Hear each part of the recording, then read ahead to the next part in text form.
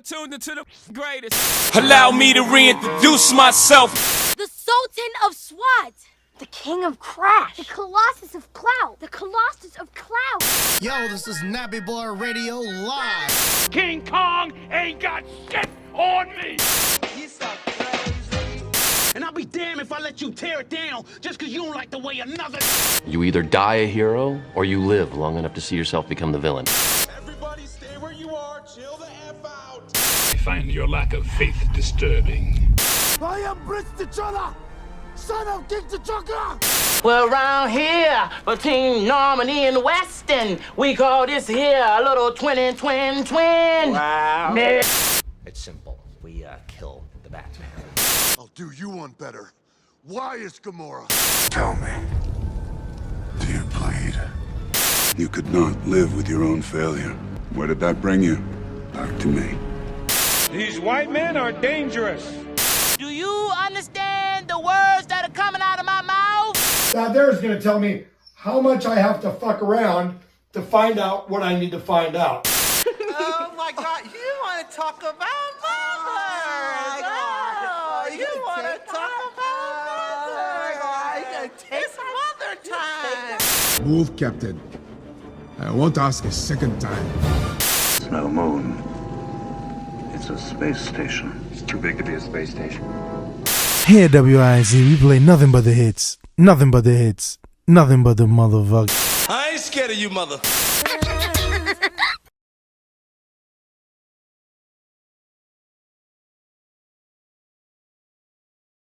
What is up and what's going on, fellow fanatics? Appreciate everybody being here this evening. Appreciate all of you hanging out with me tonight.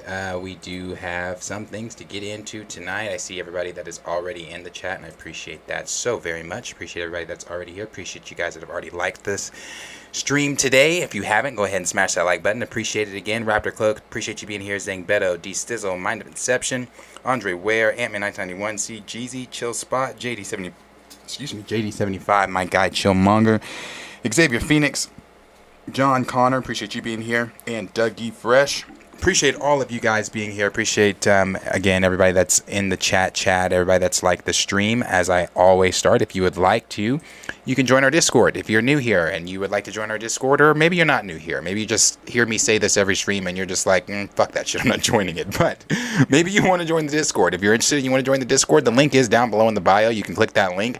The link will connect you with everybody else that is connected into the Discord. There's a vast amounts of conversations going on in the Discord from Marvel, DC, anime, Star Wars, and just overall conversations in general. And it's also the easiest way for me to get in contact with you from when we do giveaways. We do giveaways every Friday, and that's the easiest way for me to get your mailing information so that we can get you the gift that you have won. And if there's ever a topic or something that you feel that I should be discussing here on the channel that you see throughout the day or the week or whatever it may be, you can also send me that information either here or on Twitter, whichever one you would prefer. You can DM me on Twitter and send that, or you can join the Discord and send it to me on Discord, whichever you'd prefer. But the link is down below in the bio and you can join if you would like to do so. Like I said, we have some things we're going to get into today, but before we get into some things, I do have a couple of announcements. Dun, dun, dun.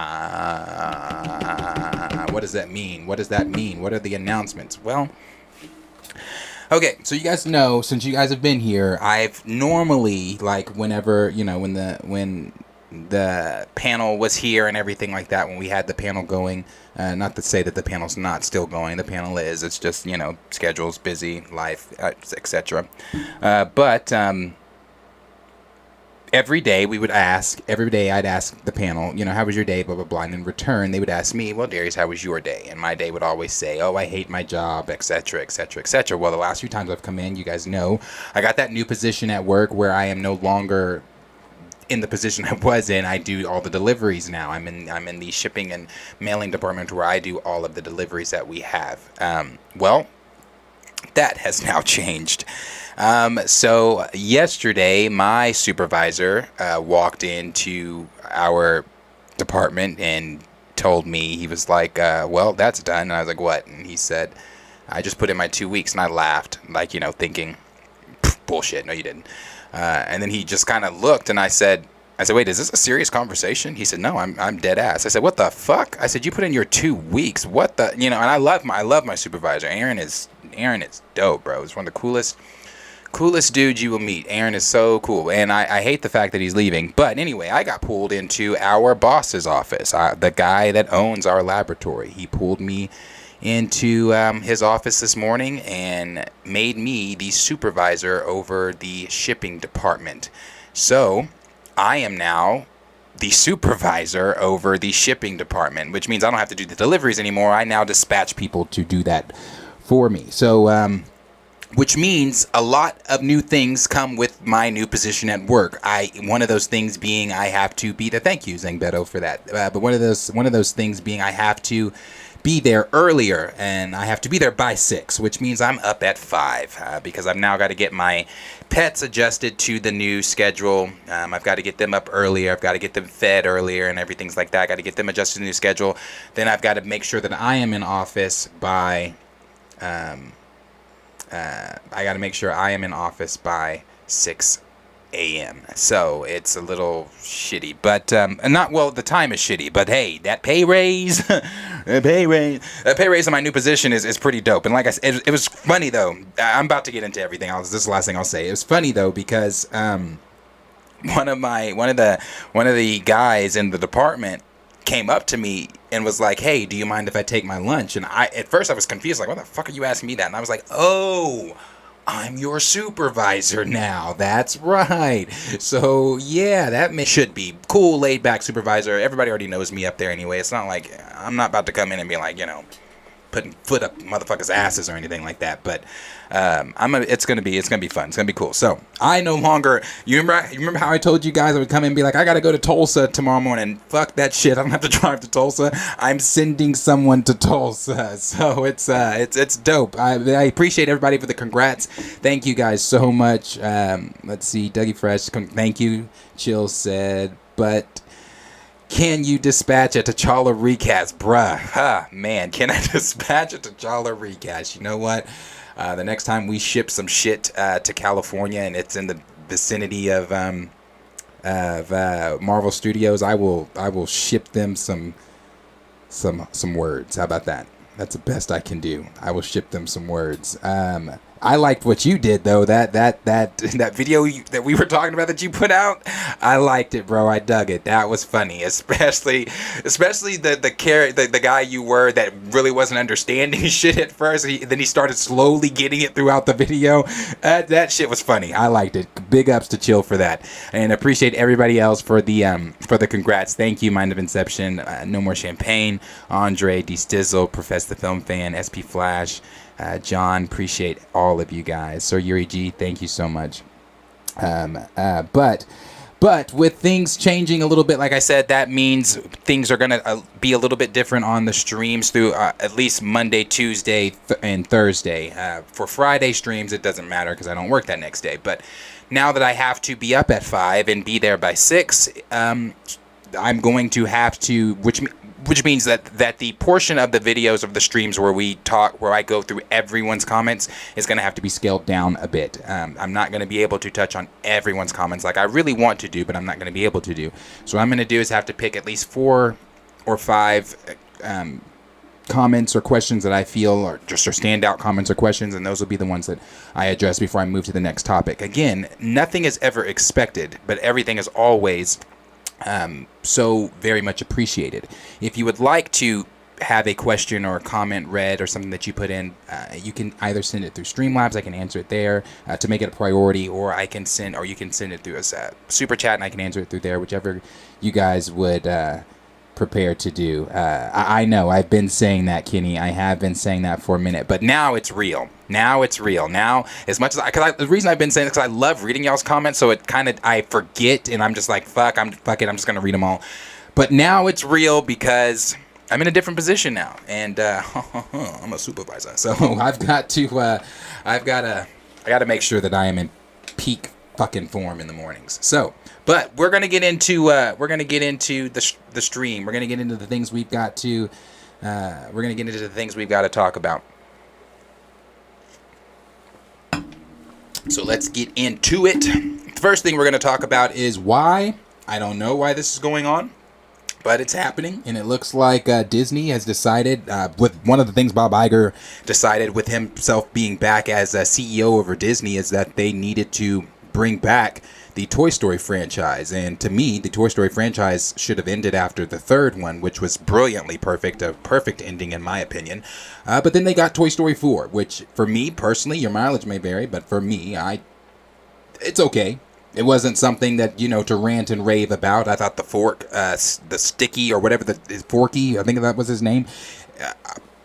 It could have done without Toy Story 4. I love the Toy Story franchise. Make no mistake about it. I love the Toy Story franchise. I love Disney animation in general. But the Toy Story franchise holds a dear place in my heart because it's something that I grew up with around my youth and growing up and things like that, especially Toy Story 2. Toy Story 2, I remember seeing that in theaters. I loved Toy Story 2. It's my favorite of the well, actually, I think the third one's my favorite, but Toy Story 2 is right there. No, Toy Story 2 is still my favorite. Then it's the third one. Toy Story 2 is my favorite, then it's the third one, then the first one for me. But the fourth one, I can't even put it in a favorites type of list or category or anything like that. I don't know why they're doing this. That has been the speculation from many fans, is why is this necessary? Why are you guys diving into a Toy Story 5? And not only why, but what the hell could it be about? Because it's been a while since I've seen Toy Story 4. But when I saw Toy Story 4 the last time, correct me if I'm wrong, did it not end with Woody staying at this amusement park and the rest of them went with the new little girl that adopted the toys or whatever?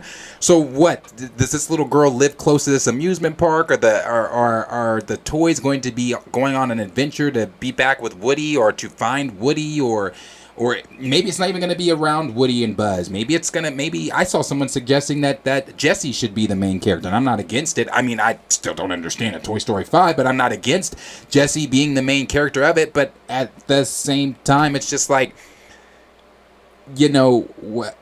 I had to stop myself earlier because I was like, what the fuck? Like, what could these toys be doing? Like, how close does this little girl live? I forget the little girl's name. How close does this little girl live to this amusement park as far as like the toys adventuring out and things like that? But then I had to stop myself. I was like, bro, they went from Andy's house to Al's toy barn, cross the highway. I mean, and also in the same movie, we're on an airport runway trying to, stop the airplane from leaving with Woody.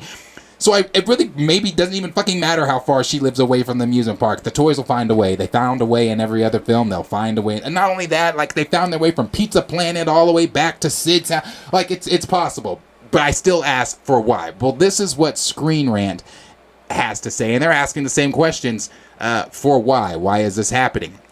Says off the back of Disney's announcements that Toy Story 5 is in development, many fans of the beloved Pixar franchise are taking to social media to question the impotence behind the decision. Starring the vocal talents of Tom Hanks and Tim Allen, 1995's original Toy Story was the first ever wholly computer animated feature film, as well as the first movie-length project produced by Pixar Animation Studios. Widely praised by critics and earned itself a slew of award nominations, Toy Story would go on to gross over $374 million in the worldwide box office and spawn 3 direct sequels, as well as last year's spin-off film Lightyear, featuring Chris Evans as the in-universe fictional character that inspired the toy voiced by Tim Allen.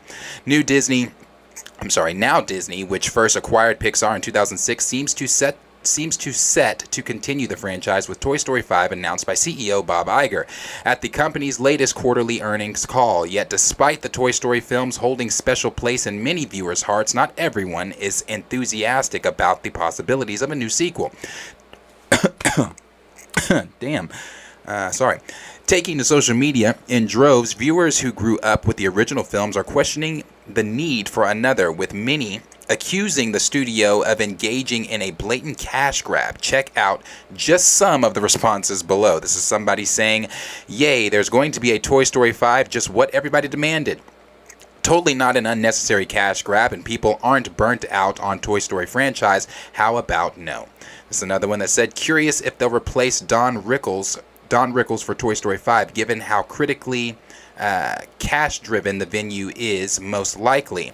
No offense to the late great Jim Varney, who was the replacement after he passed, but it'd be hard. Oh, look, he got a replacement after he passed. But it'd be hard to get another person to do justice to Mr. Potato Head. He's too iconic. Someone else said Toy Story 5. What the hell? So destroying the perfect trilogy with 4 wasn't enough. They want to cash grab some more. Someone said, I'm so annoyed that they are making Toy Story 5. Stop manipulating children into watching your joyless cash grab and let the classics remain the classics. Okay, I think that one might have been a little too hard. What the fuck? Stop manipulating children? I don't know if that would be Toy Story. How was Toy Story 5 manipulating children? But okay, then somebody else said Toy Story 5 is in the works at Disney. It should have ended with Toy Story 3. I second that. It definitely should have ended with Toy Story 3. Someone else said Toy Story 5 after the last travesty. Someone else said Disney, we're making a Toy Story 5, and everyone else, it's a gif of Woody. Then we've got a few more just of people going on saying the same thing, but Screen Rant went on to say, with the Toy Story films ranking in an impressive $3.3 billion in the worldwide box office, the reasoning behind Disney's decisions to greenlight another sequel is clear. While last year's Lightyear spin-off film failed to generate even a fraction of that $1 billion box office takings enjoyed by 2010's Toy Story 3 and 2019's Toy Story 4, the studio still seems to think there is potential in returning to the franchise roots. Alan, the original voice of Buzz Lightyear, has already expressed his enthusiasm for the project and hinted at his character's return alongside Woody. Now, that I like. I do like the fact that Tim Allen is going to be voicing Buzz Lightyear. Then it goes on to say, while there are still some Disney fans who would be more than happy to see their favorite talking toys return to the theaters, others are quick to point out the series has already provided viewers with a natural finale. Or rather, 2 natural finales with Toy Story 3 and Toy Story 4, each reaching satisfactory conclusions to the characters' assorted arcs. In the 2010 film, the cycle of the Toy Story's relationship with their owner Andy was started anew by being placed into care of a new child. Oh yeah, Bonnie, that was her name, Bonnie. Then 2019's entry went one step further by providing Woody with his own happy ending alongside Bo Peep, handing his sheriff badge off to Jesse. And I think that's why people are saying maybe it should be centered around Jesse, but it doesn't seem like it's going to be centered around Jesse, seeing as Tim Allen has expressed his excitement. But that doesn't mean it still can't be centered around Jesse, I guess. Then it goes on to say, any attempt at picking up after the events of Toy Story 4 runs the risk of diminishing the emotional impact of those 2 conclusions, especially if the toys involves seeing Buzz and Woody reunite. Yeah, with many people already accusing the last film of being a largely unnecessary addition to the franchise, the announcements probably raises more questions than answers. Of course, with the IP proving itself one of Disney's most profitable assets, no doubt they will try their best to ensure that Toy Story 5 captures the hearts, imaginations, and hard-earned dollars of their movie-going audience. That's funny, hard-earned dollars of the movie-going audience. So, Screen Rant is asking the same questions. Everybody's asking for why. Everybody's kind of saying this is unnecessary. It doesn't make sense. Why are we doing a Toy Story 5? Again, I thought it should have ended with Toy Story 3 after Andy sat down in Bonnie's front yard and played with his toys for the last time with Bonnie while saying his goodbye to Woody, Buzz, Jesse, Ham and the rest of them, Mr. Potato Head and everybody else. I thought that was a perfect ending. Watching, the toys wave bye to, watching the toys watch Andy drive off into the sunset while they sat on the porch. I thought it was perfect. But then again, I agree with everyone when they say about Toy Story 4. I was one that said, why? For why with Toy Story 4? It doesn't make sense. And again, you messed up the ending of Toy Story 3. But then you got what you got in Toy Story 4, which again, for me, is just what it is. The ending, again, was another perfect conclusion ending. Even though I don't really care for the film, it was still another perfect conclusion ending. But yet, here we are again, going to get Toy Story 5. So, is it a cash grab? More than, that's obviously what it is. It's a cash grab. It's Disney. It's Bob Iger looking at, some of the earnings from last year, some of the earnings from the previous animated films and things like that, and looking at what Lightyear did. Although, if you go back to our review of Lightyear. When I came out of Lightyear, I was like, oh, this is a great film. It's this is that. I've revisited Lightyear since then. And my revisitation of Lightyear, it's an okay film. One thing that I did not like, and I said this in my original review of Lightyear, I did not like how they switched things up. I didn't like how Buzz was Zurg. I was like, no, bro, I don't like that he's Zurg. I never want. So Lightyear was fine. It was fine. But obviously, like they said, and like Screen Rant said, it didn't hit. Oh shit, that scared me. Thank you so much. Who was that from? Oh, the Dre. Thank you so much for that. I'll get to that in just a second, Dre. But yes, it, for me, like Screen Rant said, it didn't hit in that 1 billion, up there with Toy Story 1, 2, 3, and 4. It didn't help, and it didn't add anything to that. If anything, I guess you could say it kind of took away from that, because there were a lot of people that really were not high on Lightyear. A lot of people were asking for why when it was announced. A lot of people didn't like that Tim Allen wasn't coming back as Buzz. A lot of people didn't like that it really had nothing to do with Toy Story, other than the fact that it was the film that Andy saw to, obviously prompting him to purchase the Lightyear toy. It was an okay film. It was one that you honestly could have kept in the fucking Disney vault, but it was what it was. So now we're talking Toy Story 5. I'm not really sure, but Dre, I agree with you where he says this is a cash grab at the end of the day, and that's the sad part about it, but not surprising. Yeah, at the end of the day, that's what it is. It's a cash grab, and it's seeming like it's a cash grab. What this story's going to be about, we'll have to wait and see. Is this going to remain, even though Bob Iger himself did announce it, is it something that they're going to leave on the table? Is it something that they're maybe going to look at what fans are saying and they're like, okay, well, maybe people really aren't feeling this. Maybe we don't do this. I don't know. Maybe Disney should be original and start trying to be like they used to be.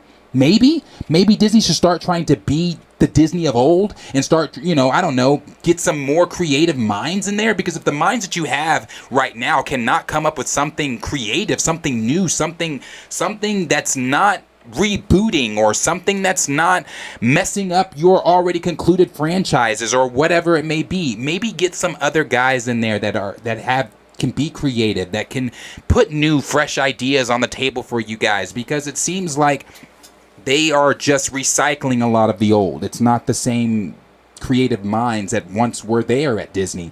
But again, question is for you guys. Let me know down below in the comments what you guys are thinking. Are you thinking that Toy Story 5? For why? Are you thinking, hell yeah, get the gang back together, let's do this? Or are you one of the ones that you honestly just don't care? Because I've seen that going around too. People are like, this is news, I really don't care. But let me know down below in the comments what you guys are thinking. Are you thinking that it concluded perfectly with 3 and 4? Or are you thinking that, let's get another one in here?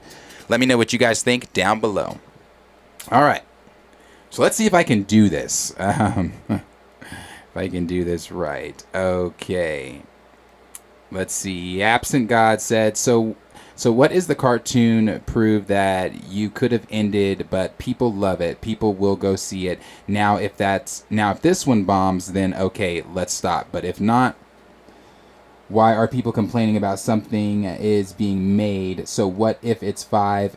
If you don't want to see it, don't see it. Yeah, if you don't want to go see it, don't go see the film. Don't go see it at all. I think people's complaints are really, it's not, I don't even know if it's people complaining as much so if people asking why. And I join them in asking why, and I explain why I'm asking why, because to me, Toy Story 3 was a perfect ending. Toy Story 4, okay, another ending. Toy Story 5, I'm just like, what's the story here? Where are we going? Let's see. Justin said, man, Toy Story literally had the perfect ending at 3.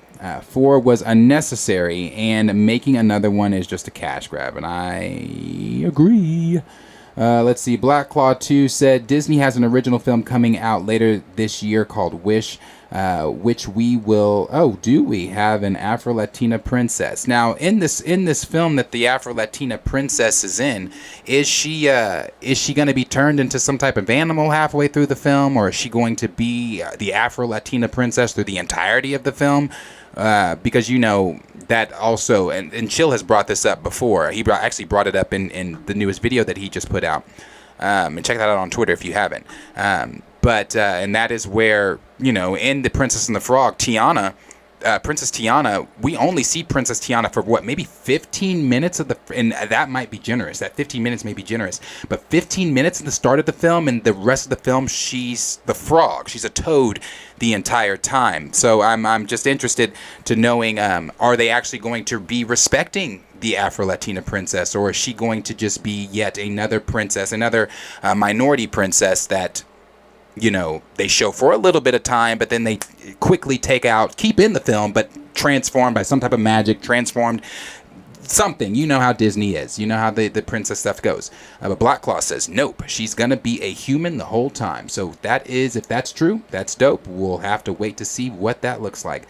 Raymond said, Zootopia, I get. Zootopia, I definitely get. Zootopia was great. I'm not talking about Zootopia today, but I love Zootopia. It's one of my favorite newer Disney movies. I loved Zootopia. Well, I say newer, but it's been a while. But I loved Zootopia. Disney has an original film coming out, or I'm sorry, that's from the same thing. Raymond said, Zootopia, I get. Frozen 3, I get. But Toy Story has been outdone. 4 was bad. 3 was perfect ending. It's time to let it die. I agree. It's just me, though. John Connor said, maybe Sid wants to get his revenge in the 5th chapter. Maybe this is Sid's revenge story. I don't know. We'll have to see. Let's see, and I'll do the last one here from Raptor Claw, where he said, they're all cash grabs out of desperation. Wouldn't surprise me if they announce a sequel to Bug's Life at this rate. You know, which we never got. I love Bug's Life too. I thought we should have I love a lot of Disney movies, bro, but I thought we should have gotten a Bug's Life sequel. But I was also, that's when, you guys remember that time? That's when Disney used to, like, during the credits would have like the bloopers, but it would be like it was Woody or Buzz doing, like, messing up a line or something falling in the background. And even in Bug's Life, in the credits, they have the bloopers showing where, like, I think a microphone came down or something while the princess was talking, and, like, they were hitting it up. I don't know. It's Disney. Disney's not like that no more, bro. Disney is not like that no more. But yeah, so. And then I'll read this last one here. Kenny said, Disney makes more money selling toys than anything else, so Toy Story is a perfect way to do that. You can make toys for any movie, but it works with Toy Story by the billion. Yeah. I mean, hell, they got it there. I mean, it's not now, me saying asking for why, does not then mean I'm not, if interested enough, does not then mean I'm not going to check Toy Story 5 out. Of course I'll check Toy Story 5 out. If interested enough, if the story's there, if we know what is going, of course I'm going to check Toy Story 5 out. So, but again, you know, you guys may not, I'm not sure. Hungry Almighty, have you heard about how Disney apparently lost 2.4? Yes, I did hear about that. Subscriptions. I know that's not a lot compared to the amount of subscribers they really have, but it's still a lot. It is a lot of people. All right, we'll move here to the next topic. The next topic we're going to move here to, you know, I'm actually kind of am I excited to talk about this? I don't know that I wouldn't call it excitement. Maybe it is. It's Fantastic Four shit. I don't know if I'd really call it excitement because as I said the last time we talked about the Fantastic Four, we still have until 2025 until the Fantastic Four film comes out. So we still have 2 years. And I just feel like we're doing a lot of talking about Fantastic Four, and we still have 2 years before it comes out. I mean, but I guess that's the fun in everything that we do. That's the fun in the stuff that, you know, all the nerdy stuff that we love, the spaces that we're in, is because we love to talk about some of these things. But I will tell you, the Fantastic Four are getting on my nerves. They're tap dancing on my nerves because I'm wanting to know more than the rumor stuff that we're getting. But so this came out, and I there's other Fantastic Four stuff that we're going to talk about, but I'm going to briefly touch on this. So this came out, and this is coming from Daily Mail, and they posted on their website an article where it seemingly seems like Mila Kunis. Now this could just be a dinner. This could just be a lunch or anything like that. But Mila Kunis had a lunch with director Matt Shakman, leading a lot of people to believe that she may be in line to portray Sue. She may be in line to being our Invisible Woman. Now, is that something that is really going to happen? I'm not really sure, but this is what they had to say about it, and I'll show you guys the pictures here. Well, there it is. You can just see that there of them. But this is what they had to say about it. Mila Kunis was very animated during a meeting with WandaVision director Matt Shakman in Los Angeles on Tuesday. The luckiest girl alive, star 39, wore gray jeans that ended, I don't know why this matters, ended above her ankle with a dark gray pup. Why the fuck does that matter? The mom of two, who is currently starring in the 90s show, accessorized. What the fuck? Or so maybe.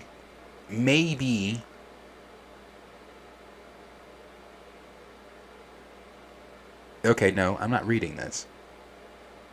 No, I'm not gonna read this because this ain't shit. So all the only thing that they have here that they're going on is that she was talking with Matt Shakman, and obviously in this video that you can see here, they took somebody took a 27-second video. In this video that you can see, she seems, I guess they were saying that she was animated or whatever. I don't see the animation there, but in some of the pictures, I guess you could say she was, where she was laughing and things like that. Irregardless, none of that shit matters. Doesn't matter what she had on. Doesn't matter how animated she was. Only thing that this is sparking is rumor that she may be portraying the Invisible Woman just simply because she had lunch with Matt Shakman.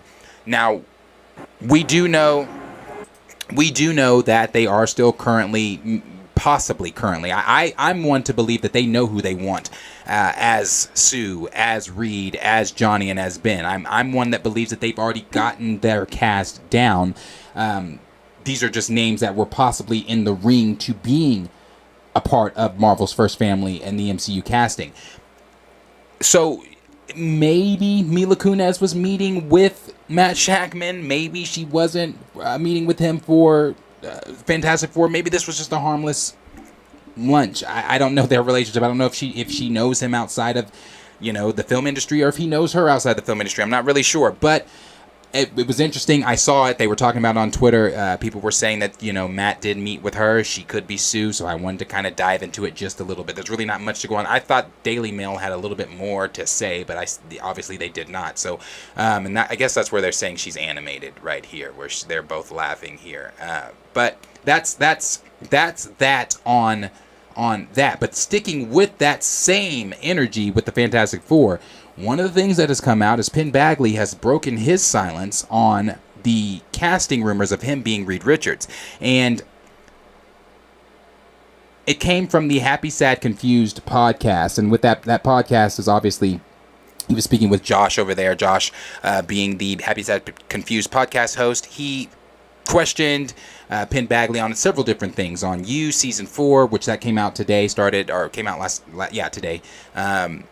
Questioned him about some Gossip Girl stuff and was asking him really juicy questions about the Fantastic Four and blah, blah, blah. Now, when I watch, and I'm going to play the video for you guys and let you guys hear what Penn had to say himself, but when I watched that video, again, it's really hard for me to believe actors and actresses that he honestly could be telling the wholehearted truth. But it's hard for me to believe actors and actresses when you have the video that is still out there, the videos that are still out there of Andrew Garfield constantly denying that he is in a Marvel project and things like that. And some of the, and Penn Badgley in the video, he even says, I don't even know how to pronounce, what's his last name? Kevin what? He's saying, I don't even know how to pronounce his last name. I think that was, when he said that, when he did that, that's what led me, because I kind of believed him at the beginning of when he first started talking. But when he said that, I was like, bro, you played it too hard right there. You didn't have to do the whole, what's his name? I don't even know this guy's, I think Penn, he may not be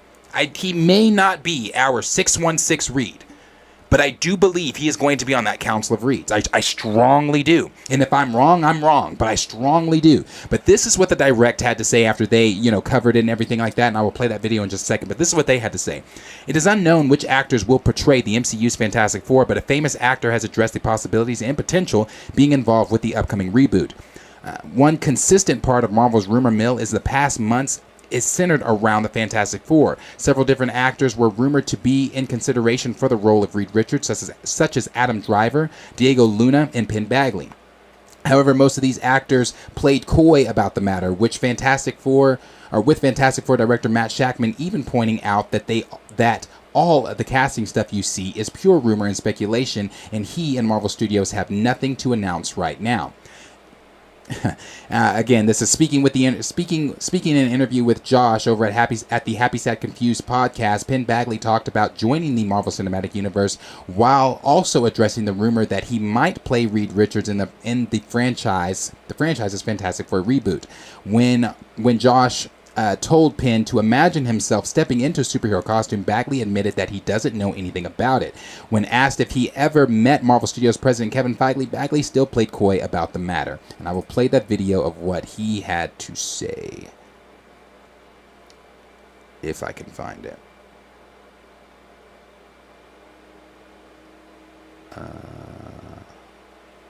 Okay. Hold on.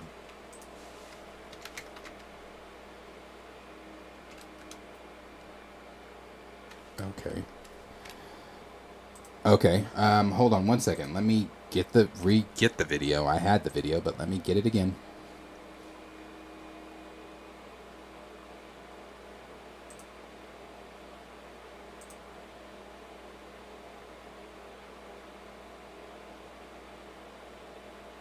Maybe I did accidentally delete it. That's really annoying because I had it up and I had it ready.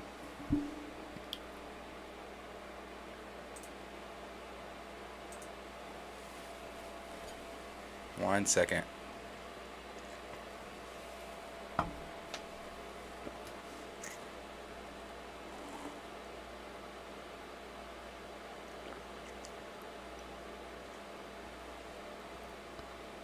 All right.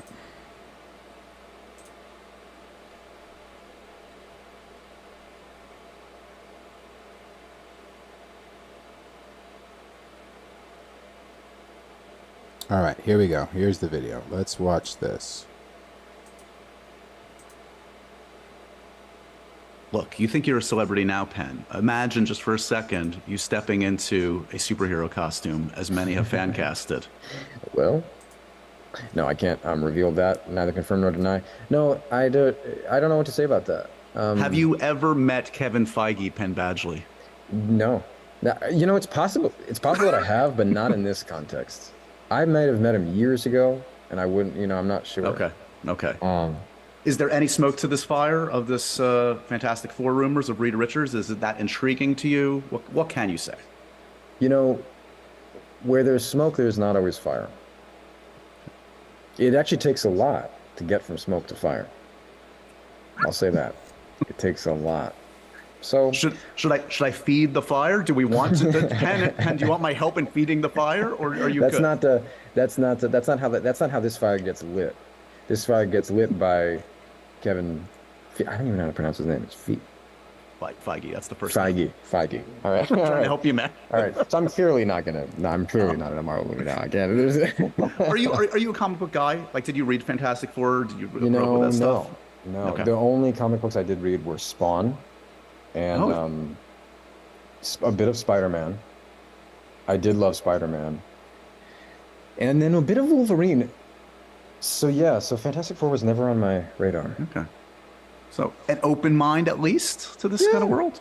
Okay. Yeah. For the time being. Yeah. Okay. I just don't buy it. I just don't buy it. I mean, again, he very well could be telling the truth.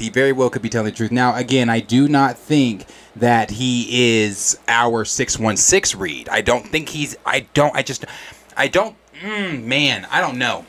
And the reason I don't think he's our 616 Reed is because of the recent rumors with Dave Patel, with them saying that he is Marvel's front runner. He's the one that Marvel wanted, blah, blah, blah. Now, let My Time to Shine Hello tell it. She came out and tweeted today because she's saying that Penn Badgley is telling the truth because, it's her words, that's because he was never considered. And again, My Time to Shine Hello is typically always correct. I can't think of, there's not a time that I'm thinking of right now where she's been wrong. But with that being said, And after me watching this interview and thing, I don't know, like bro, there were a few moments like when he said I might have met him, some time ago or whatever, I just don't buy it. I don't buy it. I think he's lying. I think that he is definitely going to be Reed. I don't think he's our Reed. I think he is going to be a part of that Council of Reeds, because I do strongly believe that they are still going to be doing the Council of Reeds. And there is a huge, and I do mean big plot leak that came out. Well, not plot leak, some rumor stuff that came out from Alex Perez over the Cosmic Circus. I was going to talk about it today, but I need some more time with it. We're going to talk about it tomorrow, but I need some more time with it. I know it involves 838. It involves The Watcher. It involves the films taking place in between Kang Dynasty and Secret Wars. It involves the Darkhold. It involves more Kang variants and all of that stuff. It involves the Fantastic Four. There's a lot going on within those rumors right now, and we are going to get to those again. Not today, tomorrow. I'm saving that for tomorrow because I need to dive into it a little bit more. But this does. I don't know. I don't think that Badgley is telling the truth here. I think that he is playing, doing the whole playing werewolf game with us that Andrew Garfield was playing. There was just some kind of telling things that he was saying and doing in this interview that just kind of made me not believe you, bro. So again, you guys may think that he is telling the truth, though. So, but last thing I'll read is what the direct had to say here at the bottom. It says, will Penn Badgley join the MCU? Ben Badgley's latest comments indicate that he's ready to join the MCU, but it isn't still unknown if he will portray the Fantastic Four's Reed Richards. Badgley's popularity skyrocketed after his impressive portrayal of Joe Goldberg in Netflix's You. So it's not hard to see why he could be on Marvel Studios' radar for a leading role in the Fantastic Four. This is on top of the fact that the actor closely resembles Reed Richards' classic comic design. Yeah, he does. To me, out of everybody that has been rumored, he's been the one that looks the most like Reed. That's just me, in my opinion. And it goes on to say, still based on his remarks, it's either he's not enthusiastic about playing Fantastic Four leader now, or he's keeping the cards very close to his chest. I'm going to go with the latter. And then it goes on and says, if Badgley doesn't end up playing the MCU's Reed, there are still other characters that the talented actor could portray. For now, it looks like Netflix lead star is focused on You Season 4.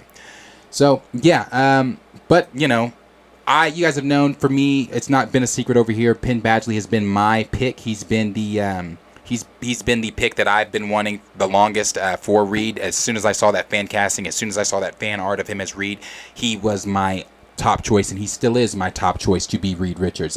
Will that happen? I don't know, but the question is always for you guys. What do you guys think? Do you guys think that Penn Badgley is going to be playing Reed, a version of Reed, if not our mainstay 616 Reed? Do you think that he is telling the truth here? Do you think that he doesn't know Kevin Feige? Do you think he couldn't pronounce Kevin Feige's last name? Do you think that maybe Marvel has not been in contact with him? Or are you believing My Time to Shine Hello when she says that's because he was never considered? So let me know all those questions down below and what you guys are thinking, and we'll move to the next topic. Let's see what you guys are saying.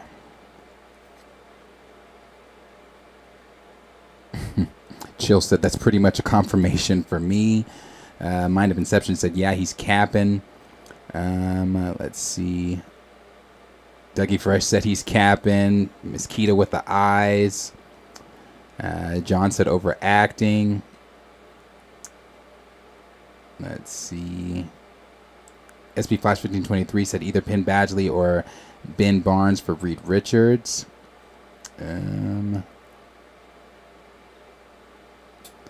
Gray said Daily Mail and them bushes being too intrusive. Yeah, bro. That's why I said. That's why all they were talking about was just how she was acting and what she was wearing and like all that shit. Yeah, that's why I didn't read that. Dougie Fresh said, I doubt it. I'm with you. I'm sure they already have the cast. We're 2 years out. And this is something they actually care about, unlike Blade. Yeah. D. Sizzle said, Fantastic Four is Marvel's first family. Stan Lee created them to compete with the Justice League. They belong in the MCU as much as anyone else. For sure. Kenny said, Drake. Let's see. Dougie said, getting on my nerves too. I'm glad there's no X-Men news because I would be losing my mind. Yes, there's no X-Men news. Raymond said, if Manila, whatever her name is, Kunez, plays Susan Storm, I'm not watching Fantastic Four. I don't care if Jonathan Krasinski is in it and they resurrect Michael for an encore. I'm not watching. Let's see. But she's definitely not a choice of mine at all for Sue. I just thought that was interesting. I thought that when I saw that earlier, I was like, oh, that's interesting.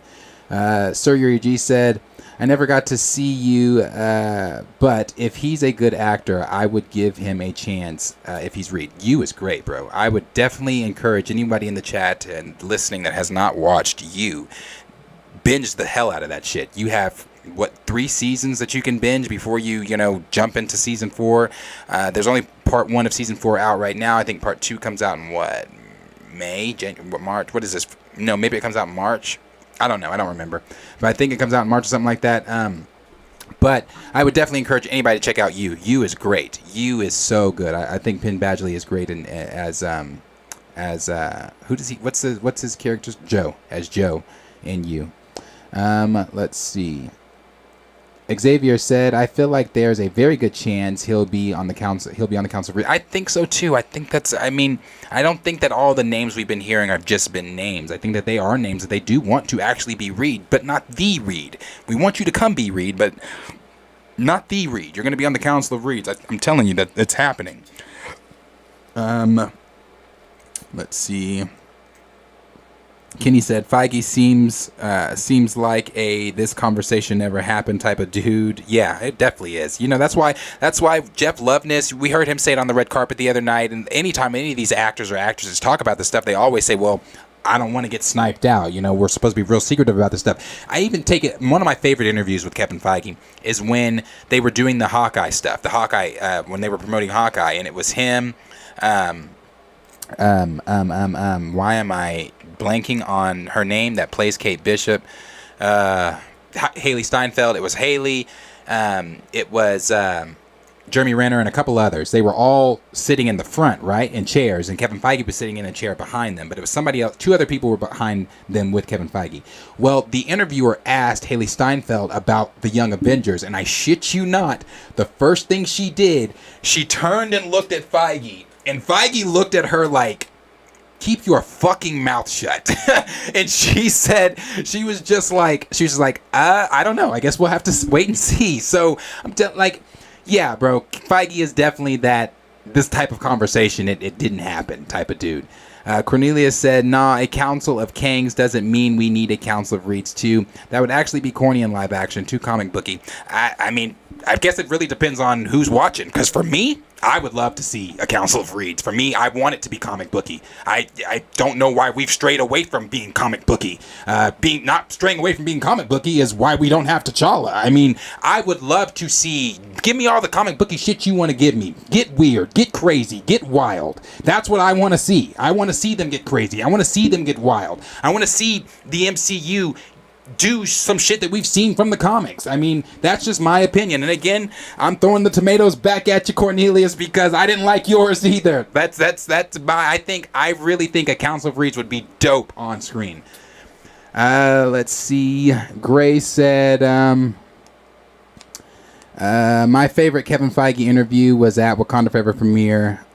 He gave 0 fucks. He gave 0 fucks at that interview. 0 fucks. He did not care. Actually, you know what, Gray? I might be with you, because isn't that the same one where the dude asked him, like, can you tell us anything? He's like, haven't you guys talked to 15 other people before me? So I'm sure you probably got the answer. Yeah, that one. That one was funny. Dan the Man said, what would you prefer the X-Men wear than Darius? Yellow spandex? You know what? I don't know if I want to see them in there, why the fuck not? If you can make it translate, I mean, I guess it really depends on what Wolverine's costume is going to look like in Deadpool, honestly. But for me, like I said, I think that shit would be so dope to see multiple Reeds. But that's just me. But we'll move on here to the next topic. Actually, let me read what Nathan said. Penn is a small guy, right? I don't know how this will go. He's Reed's body build. I would say I think he's Reed's body build. He's built like the dude. I can't pronounce his name. The dude that played Reed Richards in the the OG Fantastic Four films that Fox did with Alba and everyone. I'd say he's built like that actor. I'd say they have similar body builds. Let's see. All right.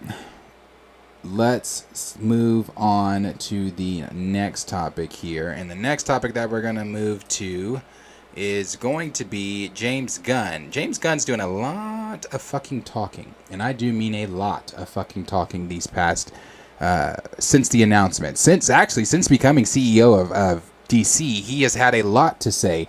This is not the first time that he has kind of said something as far as like I think around the time that he released a slate, he said that they do things. What did he say about Marvel? We do things a little bit different. He said that he thinks that they are a bit more planned out than Marvel is, and he may be right on that. I mean, it's not as if James Gunn is not in the spaces or in those same rooms that Marvel bosses like Kevin Feige are in and things like that. He's in those same rooms because he's a director for Marvel. He has delivered 2 films for Marvel, about to deliver the 3rd for Marvel. He's been doing this with Marvel since what? When did the original Guardians or the first Guardians come out? What was that, 2014? So he's been doing this with Marvel for 9 years, about to be 10 years now. So he's been here for a while.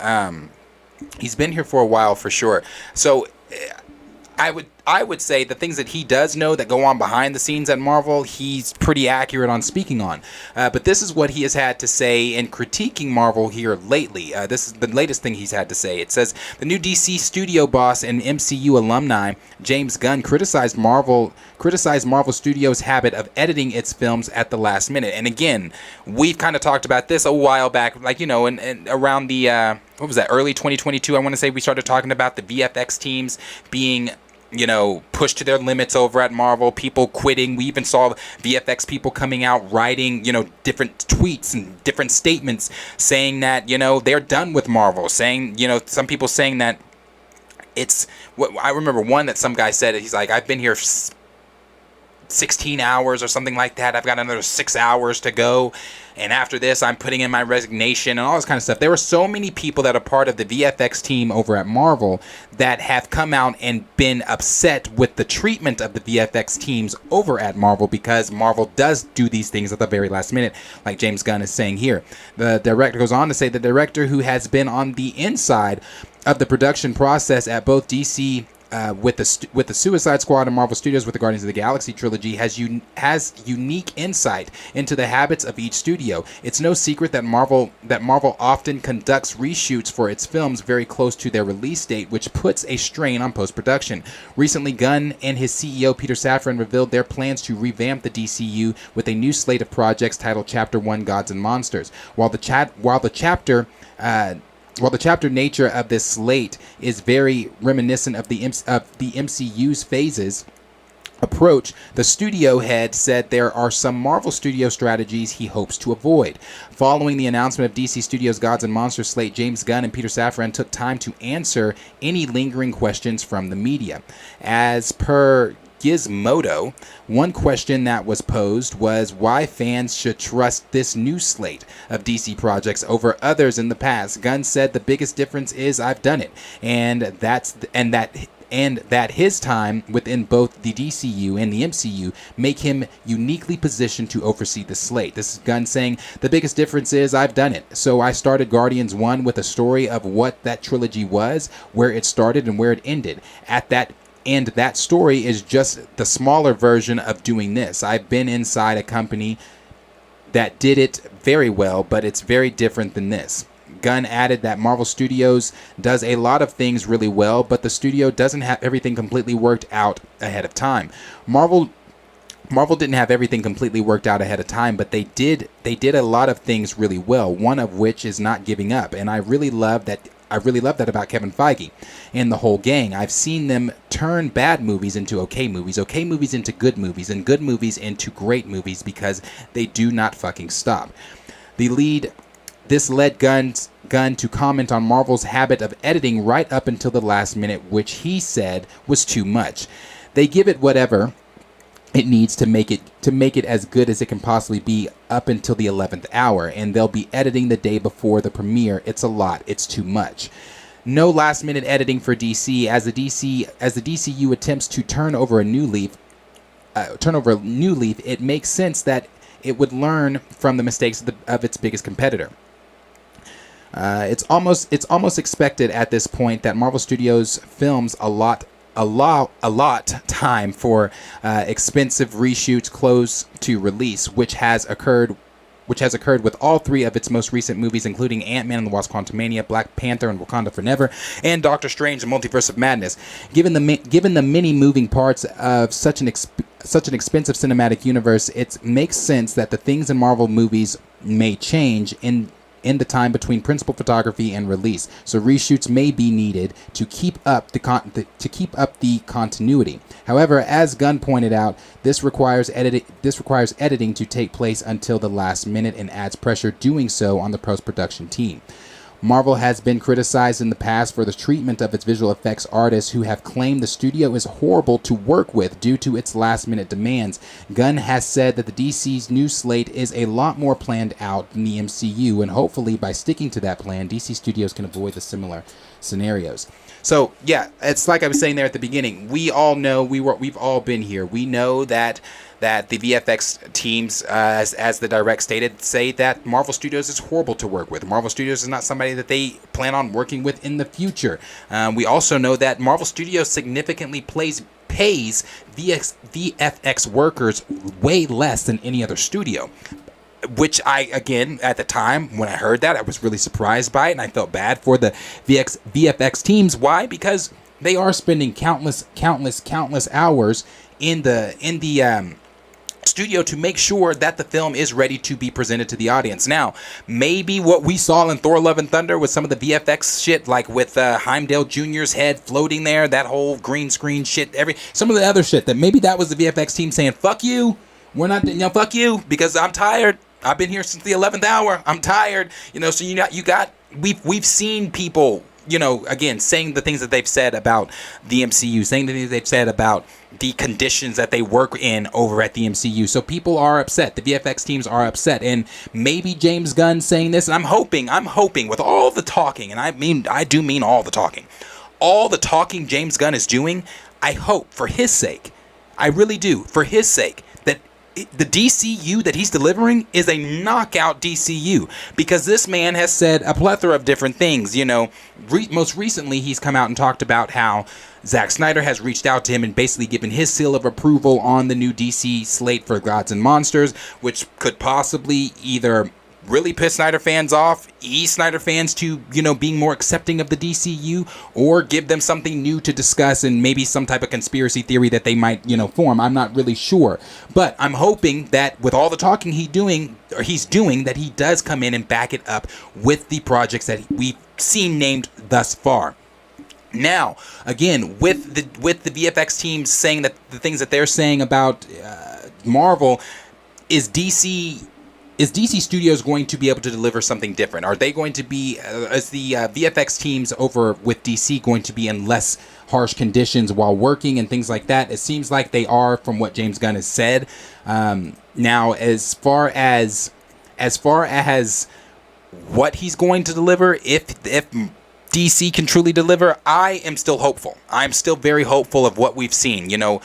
There were some things I asked for why that he named with the slate. Things that I thought, not so much for why are you making it, just for why was this one of the things that you decided to announce. I thought, like the Creature Commandos, I thought that was one you could have held off and waited to announce at a later date. I thought you could have announced something a little bit bigger, grander, and bolder,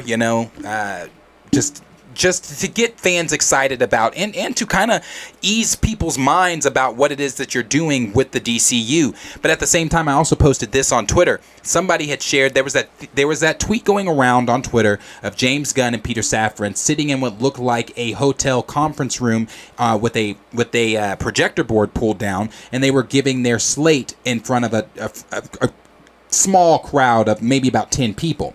But people forget that that's how the MCU started as well. The MCU started that same way too. You can go look those pictures up. Those pictures are there of Kevin Feige giving his same presentation, his same slate on some type of hotel meeting room or something like that.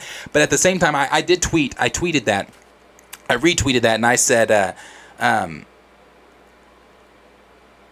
It's always cool to see people saying, I don't think I worded it this way, but I said that, it's cool to see people doubt you, basically, just to have their jaws drop when you deliver what you've promised. And I'm hoping, again, for his sake, and not just for his sake, as a DC fan, I want it as well, but for his sake, I hope that he can deliver on some of the promises and some of the things that he is doing a lot of talking out here about. But as always, question is for you guys. What are you guys thinking about some of the newest things that DC boss James Gunn has come out and said in critiques of Marvel?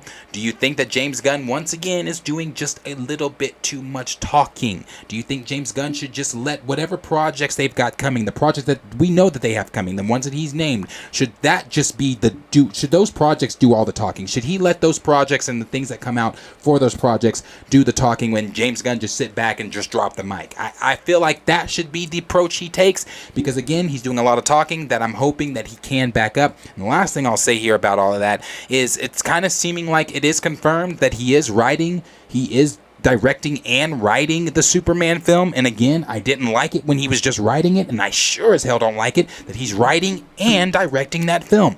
James Gunn needs to take a step back, I feel, in some of the things that he's doing. Be the CEO, be the big boss that you want to be, but at the same time, shut your Twitter fingers up. Stop sharing some of the things that you're sharing. And on top of that, you at no point in any universe at any time need to be directing or writing a Superman film. He's going to be better fit with the authority. I said that when he announced it. He is perfect for that. He's perfect for Lobo. I would even put him with something like Booster Gold. But having him a part of something, directing something as important as Superman, whoo, I hope we don't see Superman dancing and telling jokes and all that shit, because that's not what we need. That's just not what we need. But again, question is for you guys. Let me know down below what you guys are thinking about, James Gunn's latest comments about Marvel, his latest comments about just everything in general, his latest comments about the DCU is not going to make the same mistakes that the MCU has made. Let me know what you guys think down below.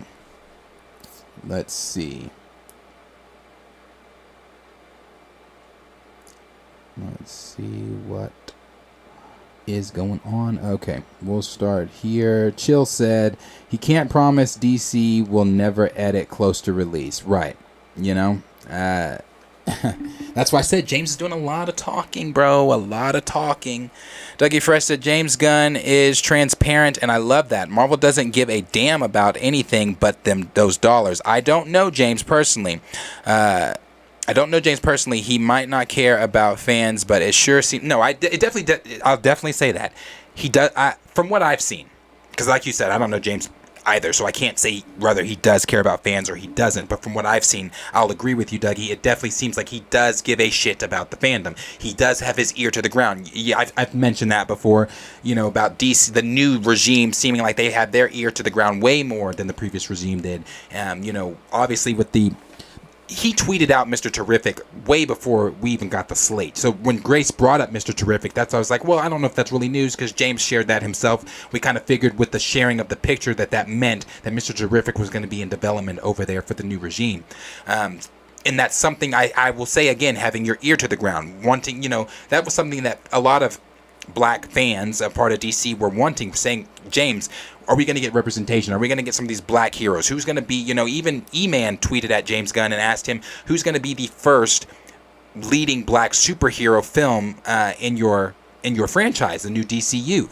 And similar questions. I have those very same similar questions. So seems like he does have his ear to the ground. Seems like he does actually give a damn.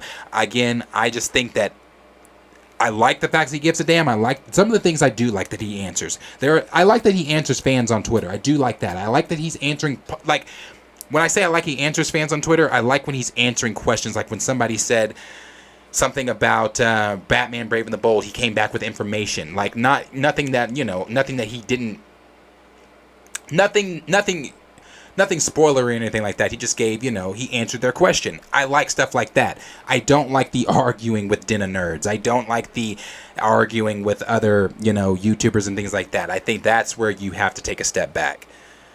Grace said, can't brag about a chick everybody ran through.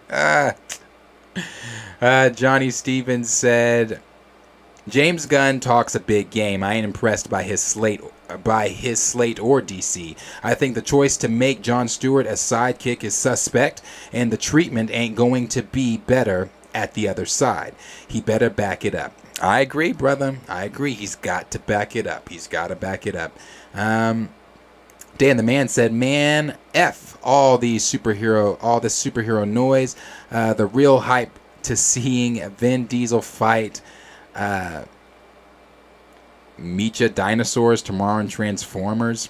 I've already, for me, hey, again, anybody looking for Fast 10, hey, get fucking furious with them. If I watch Fast 10, because I haven't seen any of the others outside of Fast 7. I stopped at Fast 7. But if I do watch Fast 10, it'll be from the comfort of my home. When it hits streaming, I won't be going to see it in theaters, but I love that you, Dan, are excited for it. Dre said, I like the talking, maybe because he reminds me of a wrestling heel. Stevie said, he's going to burn out. Watch. Maybe. Let's see. Cornelius said, he didn't argue, just called Josh a liar. Not even a liar, just said his sources weren't accurate. Yeah, but he also said something about your mother's basement or something like that. Josh, all Josh said was, I heard that James Gunn doesn't like Henry Cavill. And since then, I don't know that Josh was wrong, bruh. I don't know that Josh was wrong. I'm not saying, I don't know that his sources were wrong. Whoever the fuck it was he was talking to over there at DC, I don't know that they were wrong because it doesn't seem like. It's just weird. It's weird, especially with the keeping of some of these other guys. But really, he's come out and addressed that a little bit more. James Gunn recently came out and addressed that a little bit more, where he said Henry Cavill's Superman just didn't fit with the Superman stories that they're wanting to tell. His Superman didn't fit with their vision for the new Superman. So I don't know James. So the brother could be telling the truth. I don't know James. But I know Josh has good sources. I know that. Let's see. Hungry Almighty said, even though I don't like him writing and directing Superman, but I will still give him. I'll give him a chance. I don't want him to do it at all, but because I don't, just from previous things that James has done. I don't see him attached to Superman. And see what he has to offer before I judge, but please stay away from Batman. Let's see. Yeah, he did dye his hair white. No, it's not stress. I don't think it's stress. He dyed his hair white because it was brown. I think he's a natural brown. Network said, if James Gunn can make a Superman in the vein of the animated series, then it'll be gold. The DCAU had a proper respect for telling those character stories. Yeah, the animated stuff is always going to be great. It's always going to be top tier. J-Rob said, great, so we're going to get a Superman film fit for a 14-year-old. Nothing but fart and sex jokes. That's a worry. That is a worry. It's a worry. Dan the Man said, I prefer Gunn being engaged than Feige popping out during premieres. Yeah, Feige only. I don't want Feige interacting with fans on Twitter. I like the fact that we don't see Feige. I like the fact that we don't hear from Feige until it's premieres or featurettes or things like that, because it lets me know that the fucking man is hard at work. It lets me know that why does he need to be in Front Street talking about all this? Like, no, bro, I'm the president. I'm busy. I'm trying to build a cinematic universe. Like, I do like James. I do. But just the talking, man. Let your work talk. Again, I've mentioned this before. You guys know I coach AAU basketball. When my boys mistake our team, our basketball team, with a debate team, I always put them on notice. I always let them know. This is not a motherfucking debate team. This is a basketball team. Every single one of your schools, I'm sure, have a debate team. If that's what you're looking for your summer joy, go join a debate team. However, we're here for business and business only. So you out there jawing, and now here's the thing. Talking is a part of the game. It happens. I understand that. It's a part of the game. But when the talking gets in the way of what we're there to do, now as your coach, I have a fucking issue with that. We're here to win a game. We're not here to jaw with the opposite team. Let the scoreboard speak. Let your game speak. You know that the little boy can't hold you. Put him on skates and move on. Like, stop worrying about that kid. Don't worry about that. Play your game and let your game speak. And I would echo that same sentiment to James. Let your work speak. You don't have to combat with everyone. Your work speaks for itself. That's, again, my opinion. Raymond said he's writing Peacemaker episodes of Paradise Lost, Booster Gold, Superman, The Authority, and directing Superman and leading DC, and that's just the stuff we know, yet some people think it's good. This is going to all come crashing down like an avalanche. Let's see, go up a little bit. Dougie said, the doubt is welcome. I'm sure nobody thought a lot of these MCU properties would pop, right? Dougie also said James Gunn is Oh, I read that. Sorry. Let's see. Okay. Let's see what some of you guys are saying at the bottom before we move. Dougie Fresh said the Superman movie is about to blow socks off. Keep doubting Big Gun. I'm hoping so. Cornelius said, oh no, sorry, Cornelius, I read that already. He also said enough with the emo Superman. I don't want to see an emo Superman. I don't want to see that. I'm good. I'm good on that. I also don't want to see him dancing. I don't need to see him moonwalking in the fucking sky after he's taken down. I don't need what was the dance number between Star-Lord and I'm forgetting fucking names. You guys know. I don't want to see that shit. It worked in Guardians. It works with the Guardians. That's fine. That works with the Guardians. But I don't need to see Superman out there fucking... I don't need to see that. Like, nah, keep that. Keep that. Ronan. Thank you. Ronan. Let's see. D-Sizzle said they tried to fix Soups in the Justice League. Raymond 2000 said, did you hear we're getting a Spartacus prequel? I didn't. But we're in the age of prequels, sequels, and reboots. Well, reboots. Prequels and reboots, so... I wouldn't doubt it. All right, we'll move here. Well, I just got a slew of them. Let me see. D-Stizzle said James loves his corny dance-offs. Cornelius said flamboyant Superman incoming. Hungry Almighty said, Gunn said that storytelling is key and it's most important, but are they already ready to cast if something happens to anyone? It's a good question. I don't know. Raymond said, that means another Spartacus recast, guys. Right. That's another one. Xavier said, I hope Gunn keeps the corny stuff away from Soups. Cornelius said, subverting your expectations is the thing to do in the CBM now. Yeah. You're not wrong. You're really not. So Yuri G said, I believe it's a sequel to the Spartacus show.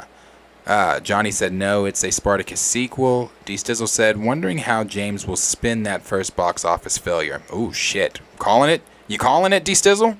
Is it a box office failure? Omega095 said, Mickey Mouse busy counting his box office money and pressure the VFX artist edits. He also said, Snyderverse Mickey Mouse... Snyder with low budget can put Jared Leto and Ben Affleck together in a nightmare scene in a short amount of time with both separate actors. Separate actors were separate. Oh, so you're saying they filmed separately? Yeah, kind of like Wanda, kind of like the whole 838 scene. None of them filmed any of that together. Elizabeth Olsen never met John Krasinski. Okay. Let's move to the next topic here. And I'm sorry, I see a name I don't normally see. Damar said, I wonder when he'll reveal the rest of the chapter/slate. I'm thinking at probably SDCC. Does SDCC come before, what's DC's fandom, DC fandom. I think SDCC comes before DC fandom. If not, I'm gonna say still a lot they're probably gonna say for SDCC. But if DC fandom comes before then, well, that's not. CinemaCon comes before all of that. I'm not saying he's gonna announce anything at CinemaCon. I don't think CinemaCon would be maybe too small. I don't think he'll do anything at CinemaCon. But if DC fandom or SDCC come first, whichever comes first, DC fandom or SDCC, I think he's gonna announce them there. Oh, fandom isn't scheduled. Oh, okay. Is it because of the failed? Didn't they cancel fandom this last fandom? They didn't do DC fandom this last year, right? It was canceled, wasn't it? Yes. Okay. Yeah. Grace said it got canceled. John said SDCC is the best fandom reunion. Yeah. DC fandom. Yep. Dougie Fresh said fandom has been, like, you guys remember that, not last year, but the year before last, the poster they had for fandom? That poster was ass. The promotion for fandom was ass. Okay. Let's move on. We're gonna move on. Okay, yeah, Sir Yuji said he's thinking Comic-Con. Okay. When is Comic-Con? Is Comic-Con before SDCC? No, Comic-Con is after SDCC, isn't it? Zing Beto said, what's good? Darius just got off work. Or Zinman said, what's good? Darius just got off work. What did I miss? We just talked about Toy Story 5. We talked about Penn Badgley. He addressed the rumors of him playing Reed Richards. He's saying he's not, but I think he's playing coy.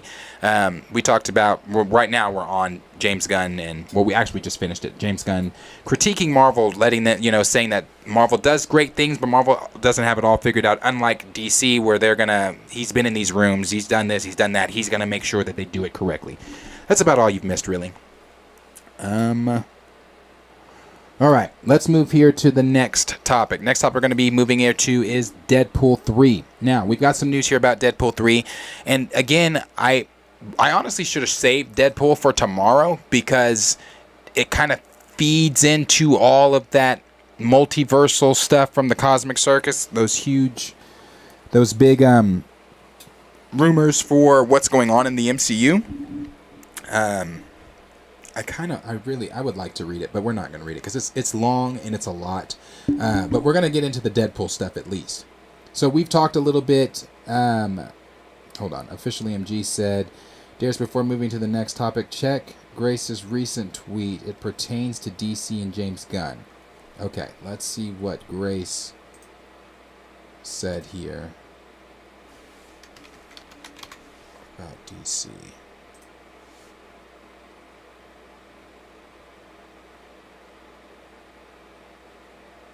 Is it the one where she's... Oh, no, that was 6 hours ago. Here it is. She said, DC, I hear that it's going to be... Wait a minute.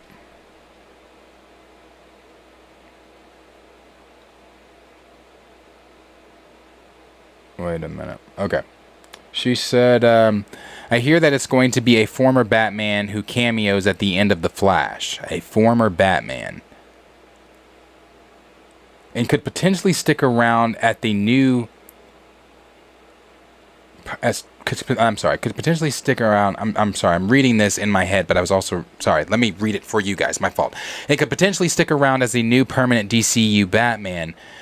Damian's dad, Pattinson, is still solo.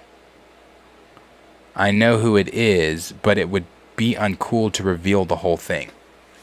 So she's Damian's dad. It could potentially stick around as the new permanent DCU Batman. Damian's dad, Pattinson, is still solo.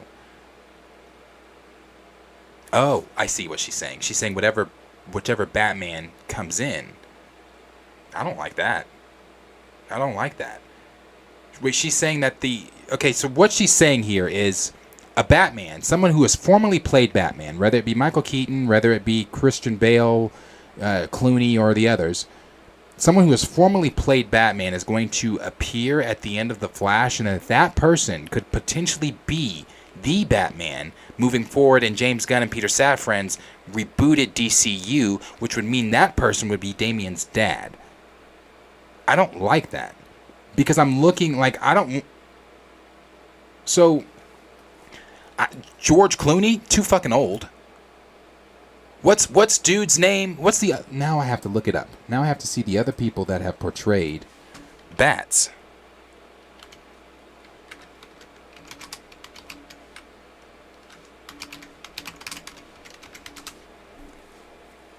So, okay, Christian Bale, Ben Affleck, we know that's not happening. Michael Keaton, Val Kilmer. I mean, no. No. How old is Val now? How old is he? He's 63. So no.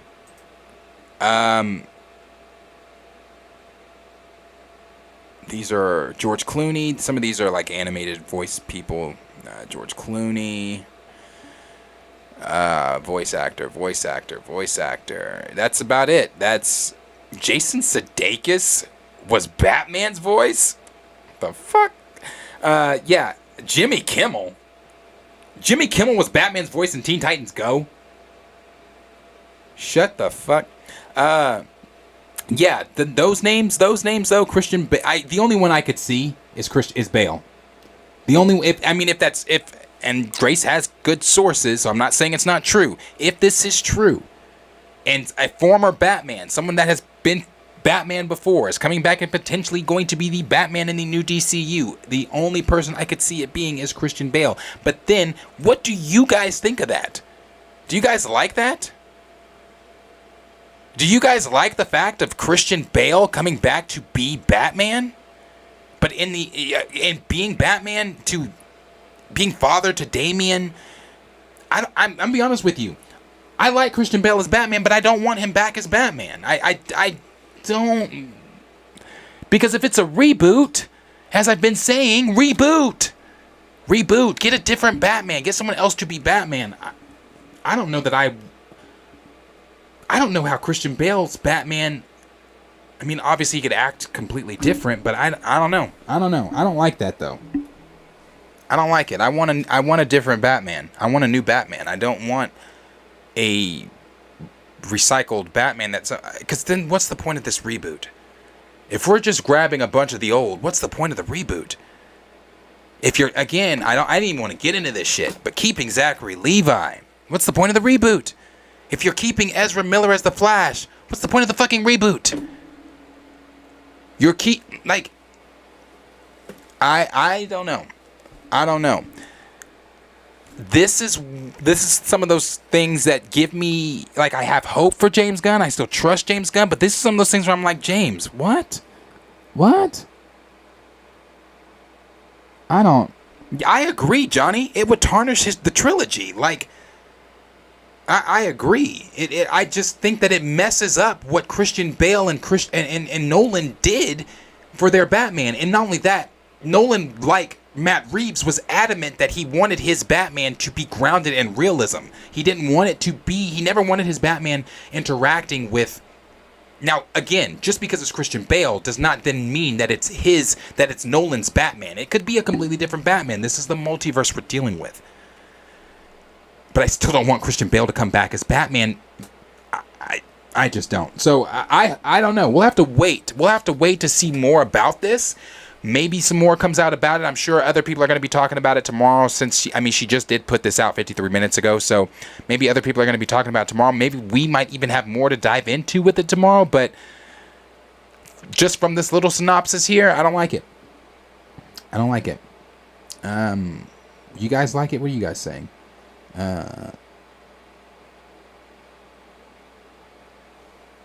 Let's see. Raymond said Jason as the voice is kind of I was listening to it. Maybe I'm so used to Kevin Conroy. R.I.P. D-Stizzle said Bale doesn't seem like the type to come back to the role unless his kid forces him to do it. Dan the Man said, you want to know how I know Grace's cap on this one?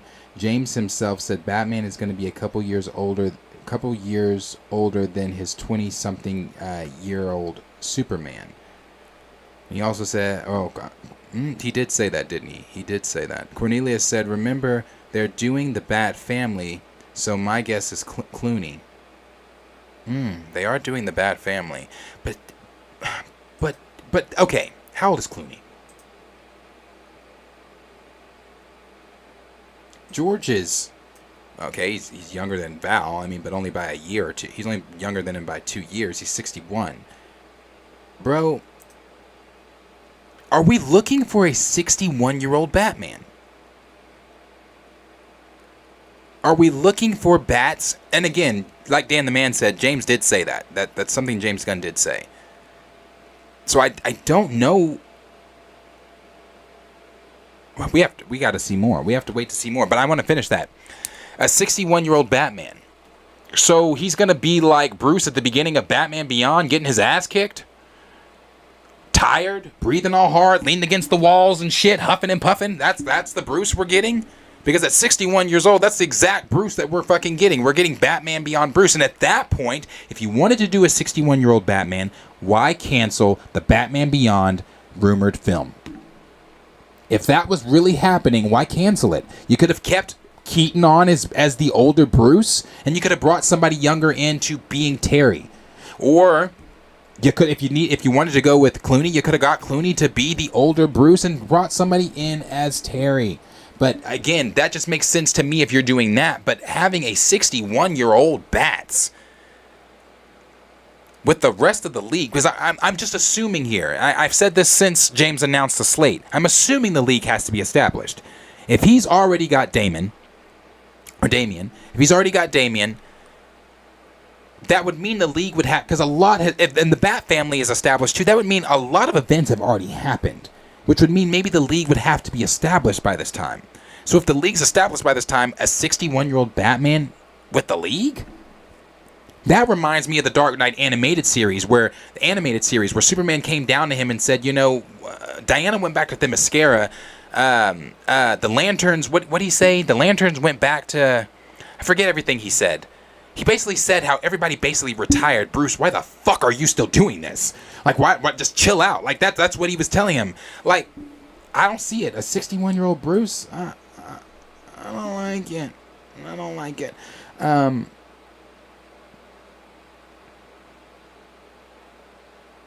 Zinman said Bale's Batman doesn't make sense. No.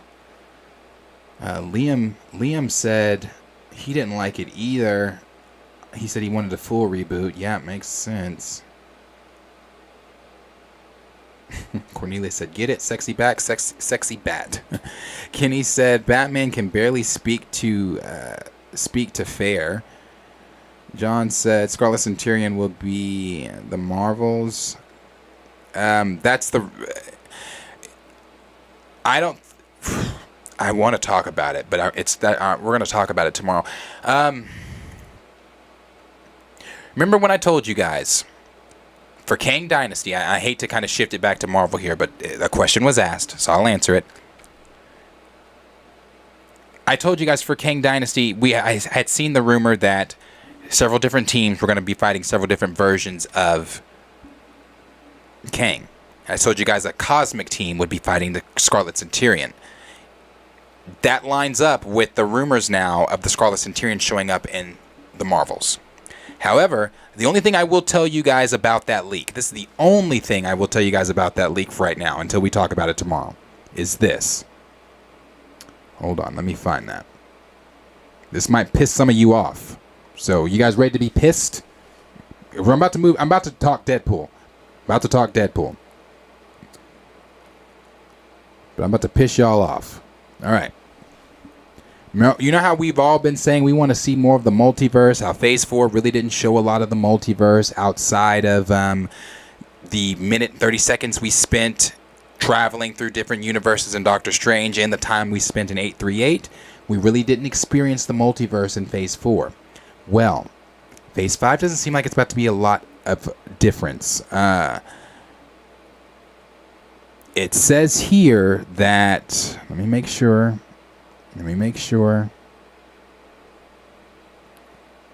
Where is that at? Hold on one second. I want to find it so I'm saying it right.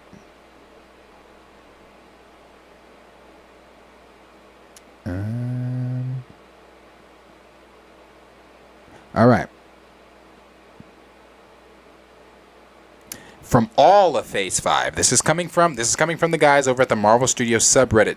All right? This is coming from Alex Perez was on his podcast with the Cosmic Circus, where he dropped a bunch of different rumors, leaks, whatever you want to call them. Alex Perez says, from all Phase 5 projects, only Quantumania, Loki Season 2, The Marvels, and Agatha have something to do with the multiverse. Those are the only 4 projects in Phase 5 that deal with the multiverse.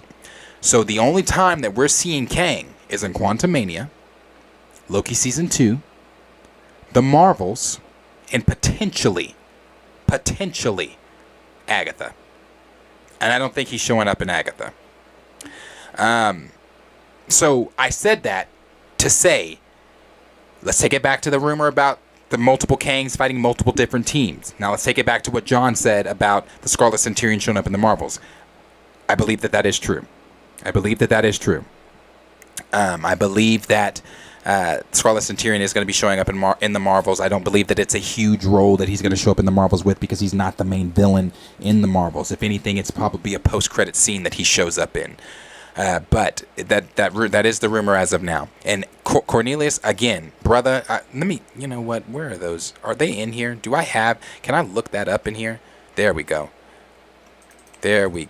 Cornelius, I throw them back. I'm looking forward to Agatha.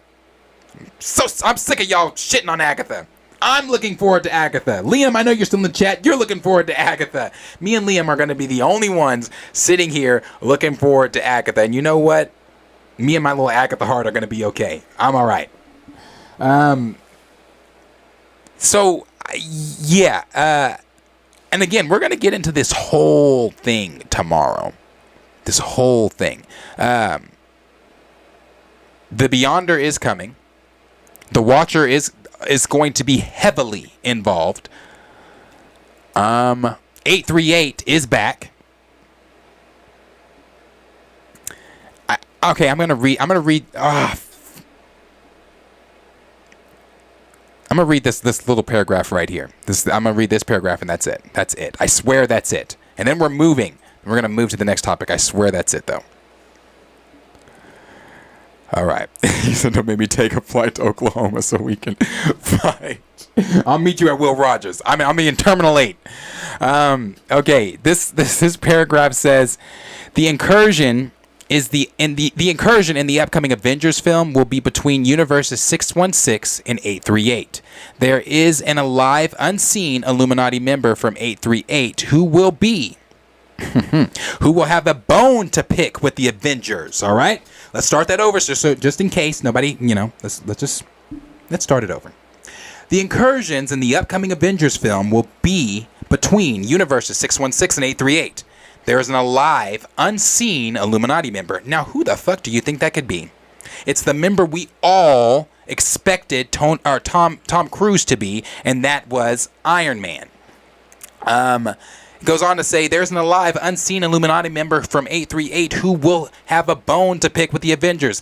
Alex claims to know exactly who the character is. He then spills the beans that it's an Iron Man variant. Personally thinks that Robert Downey Jr. himself will be portraying that Iron Man variant. So that Iron Man variant's not going to be the main villain, but he is going to be one of the antagonists in the new Avengers film, in Kang Dynasty. Thoughts? Concerns? Questions? It's real quiet in the chat right now. Okay, we got some tomatoes from Gray. I got an excuse me from Raymond. Yes, Superior Iron Man. Hungry Almighty said, I'd rather Tom Cruise play Superior 838 Iron Man. Network said, I wonder if Jeffrey Wright plays the... Oh, gosh. He better. Dan the Man, not talking to me, Chill, came in with some dots, like, what the fuck? Okay, Raymond said he wants it. D Stizzles, I'm not against it. D-Sizzle said, wait a minute, did you say Superior Iron Man? Okay, I said Superior Iron Man, but the leak does not say Superior Iron Man. I said Superior Iron Man, but the leak does not. The leak doesn't say Superior Iron Man. The leak just says that Alex personally thinks that Robert Downey Jr. will play that variant of Iron Man. Cornelius said, Cruise doesn't deserve that casting. John said, Beyonder Kang will be in Secret Wars. Yeah. Network said, sounds cool. Sir Yuri G said, I'm honestly 50-50. I would agree with that. I think I'm 50-50. Raymond said, so we're going to see Jeffrey Wright with an enlarged head. Oh, shit. Do we need to bring MODOK back up? I hope not. I don't know how they're going to do the Watcher. I'm not sure. CGZ said, should have been Mordo or Captain Marvel. It would have made sense to be,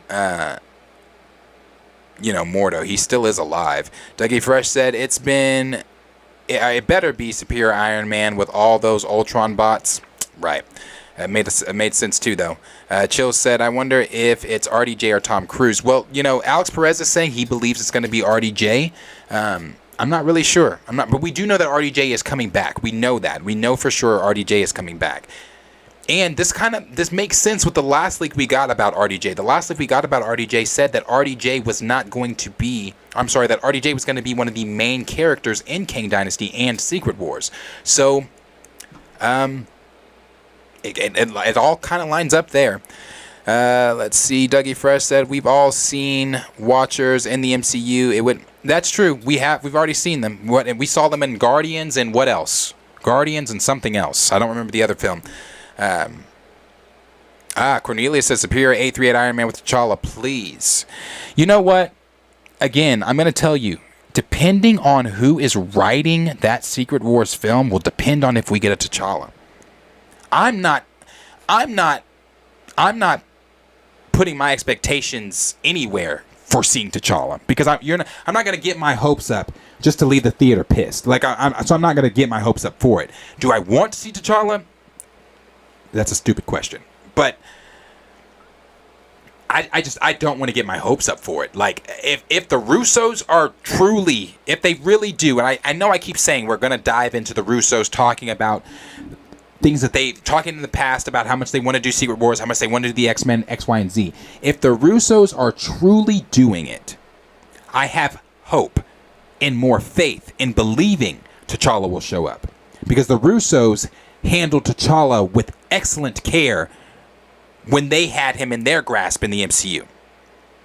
So I could see them, because it's not as if the Russo brothers don't have their ear to the ground either. Again, I told you guys, Joe Russo not too long ago put out a TikTok of him playing a tiny violin and doing the tears little thing there, where he was saying, because people were still complaining that the Russos killed Black Widow, and he was saying, basically, we don't care that you guys are still upset about that. So what I'm saying is he has his ear. If they know that people are complaining about that, they know people are complaining about the absence of T'Challa in Wakanda Forever. So if that's true, being the Russo brothers and being the comic book fans that they are, and having their ear to the ground and maybe wanting to satisfy fans, maybe, I'm gonna pull a John, just maybe you get T'Challa. But at the end of the day, I don't know. Maybe we get him. But I'm not sure, bro. I'm not sure if we really get him. I would like to have him back, but also at the same time, I've said this too. Do I really want to see T'Challa in Secret Wars? Not at the expense of you taking him away again after Secret Wars.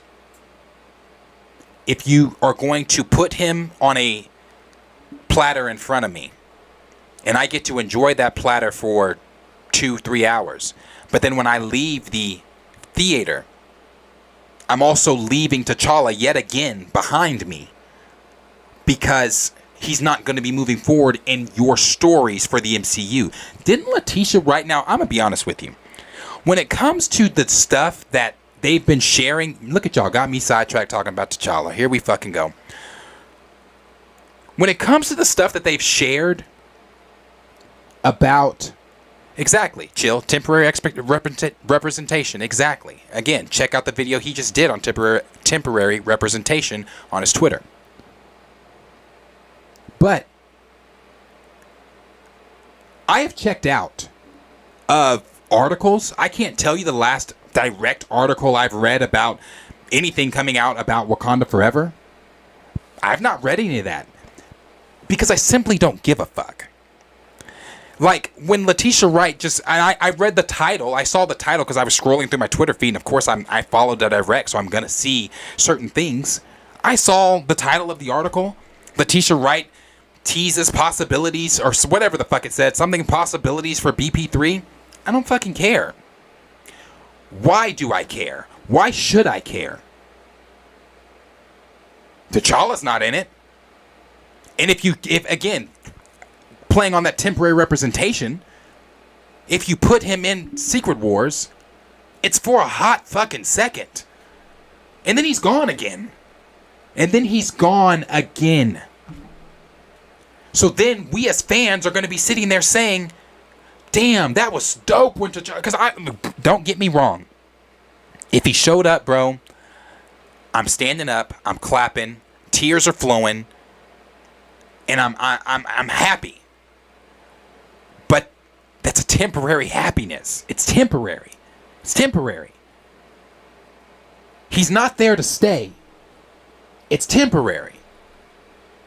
So, do I want to see T'Challa? Yes. But I don't want them to put T'Challa in Secret Wars or King Dynasty if you're just plucking him away at the end of the film. Then we go back to your little status quo, because that's what it would be. I mean, I see what Chill said there earlier too, but it's not the Russo's decision either. That's true. But let's also not all pretend that Marvel is not aware of the hashtag. That could be another one of those tactics. That could be another one of those shush tactics. Let's put T'Challa. Oh, sorry. Let's put T'Challa in Secret Wars. Let's have him do some cool shit for the fans. Oh, that'd be dope. They would like that. Yeah, they really would. They'd love it. Let's have him do some shit for those crying, whiny, gatekeeping, weirdo, do the most, worse than the Snyder fan cult, whatever the fuck, T'Challa. Let's get rid of them. Let's just shut them up. Let's put T'Challa in the film. And then at the end of the film, bro, let's just take him back. Let's just take him back. And then at the end of it, we can say, we did it. We gave him to you. We recasted T'Challa. You asked for a recast. We gave you a recast. But with that, we still have a story we're trying to tell with T'Child. I don't want to have that conversation. I don't want to live through that. I don't want to be talking with them about shoulda, couldas, and wouldas. I don't want to have the only conversation I want to have with Marvel about the Black Panther franchise within their MCU is T'Challa coming back. Is that the body that went up in that casket was a scroll? Is that, oops, no, we lied, T'Challa was off-world. He was doing something else. He was, I don't know, something, anything. The possibilities are endless. As we said earlier, like Cornelia said, to comic booky, get comic booky as fuck with the reasons where T'Challa could have been. Get comic booky as fuck with where T'Challa has been. You could do anything. The possibilities are fucking endless. Endless. This is fantasy. This is fantasy. And I know this is not the same thing, but it's still fantasy. And I'm going to give this example. I was watching a comedian, because I watch a lot of stand-up. In my downtime past, I watch a lot of stand-up. Like when I'm at work, I have my headphones in, I have my phone set up, and I watch stand-up. I watched a comedian today, because he was talking about J.K. Rowling, talking about Hogwarts Legacy. I can't wait to fucking play that game. But he was talking about Hogwarts Legacy, and he said that J.K., you know, obviously the things that we all know that J.K. Rowling has said about the trans community, and she said that I can't believe, I don't understand, it doesn't make sense to me how someone could go from being one sex to being the next, and we all know what J.K. Rowling has said. But then he said to himself, you wrote Harry Potter. You can't use your imagination, and you wrote Harry Potter? You wrote fantasy? Actually, as a matter of fact, I want to show you exactly what he said, because it's just on par with what I'm getting at. It's on par with what I'm getting at, so I'm going to fucking show it. Hold on. He said, what's his name? Let me show this shit. 1 second.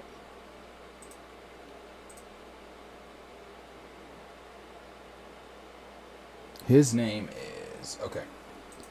I want you to watch what he said, because it's online. It's online. I'm going to round it back to my point after you hear this.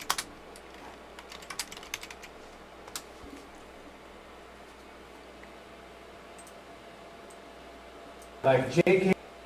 Rowling, I'm kind of sick of her bullshit. She's kind of a shitty person, J.K. Rowling. She's very anti-trans. Like, her whole thing is like, I don't understand how a man could one day be a man and then it's all of a sudden a woman. Like, dog, you wrote Harry Potter. Use your imagination, J.K. It's there. I know, you came up with Slytherin. Slither that shit in your pronouns.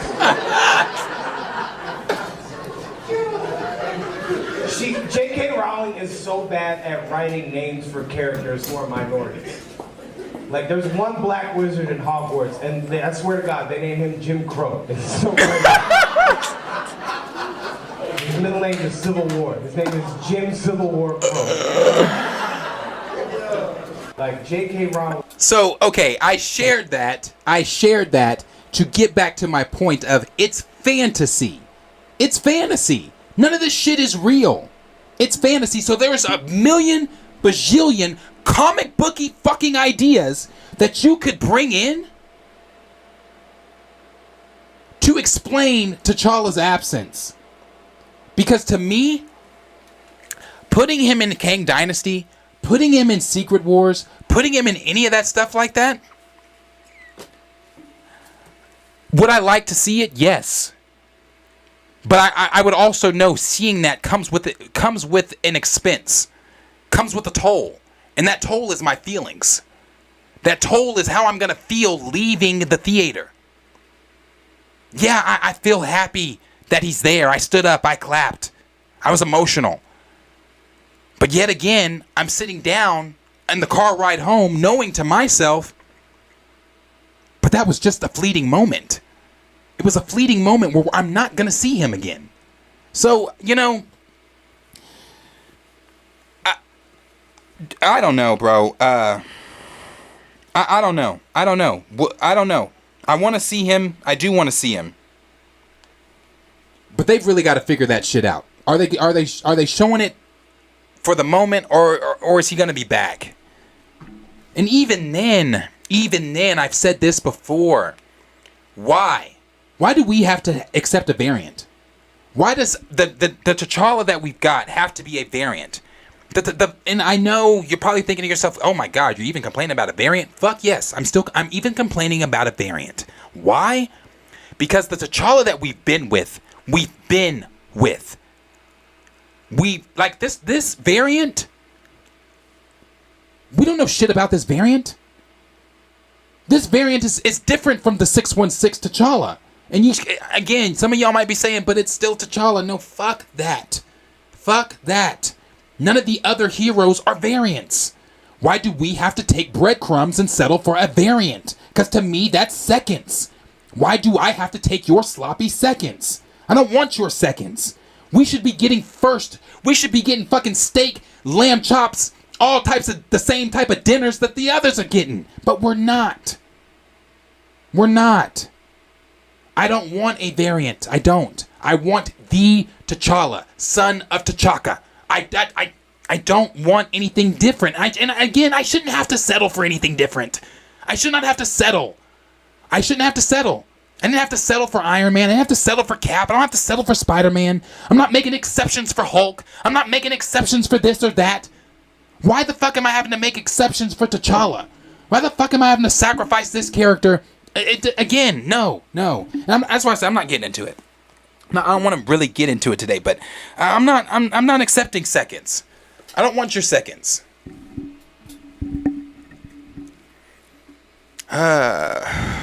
Let's move though to Deadpool. I'll read this down here. Misa said they don't get it. No, they don't get it. Chill said, learn to settle, Deshaun. You might get a fruit basket. Just maybe.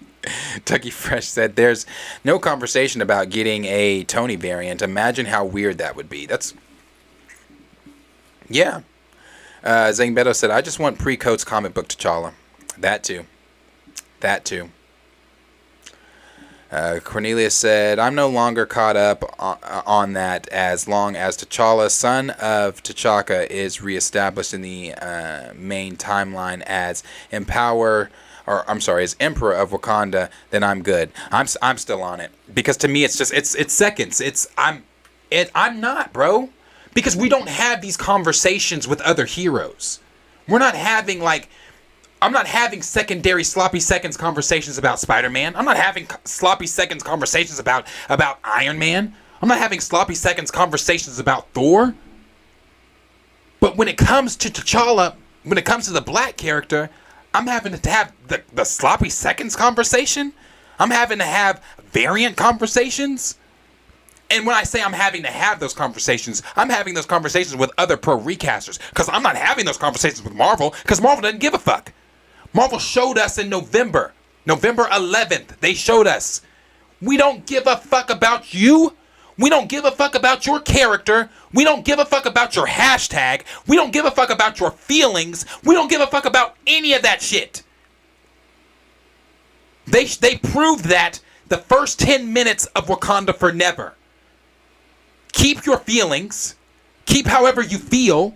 Keep your hashtag, because it doesn't mean a shit of difference to us. They're gonna do what they want to do. And again, for me, the seconds conversation, no.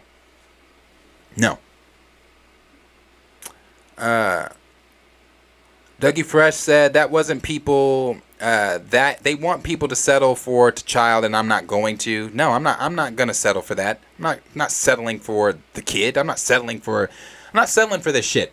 I'm not gonna settle for it. Again, not that my $17 ticket means worth the shit, but you won't get my $17 for the BP franchise. I won't give you that. I'm not going to give you money for some shit I don't agree with. Now, again, why did I pay for Wakanda Forever? Because I needed to see with my own eyes what they were doing with the franchise's main character. Yes, I read all about it, but I've said many times, reading it and seeing it, two different things.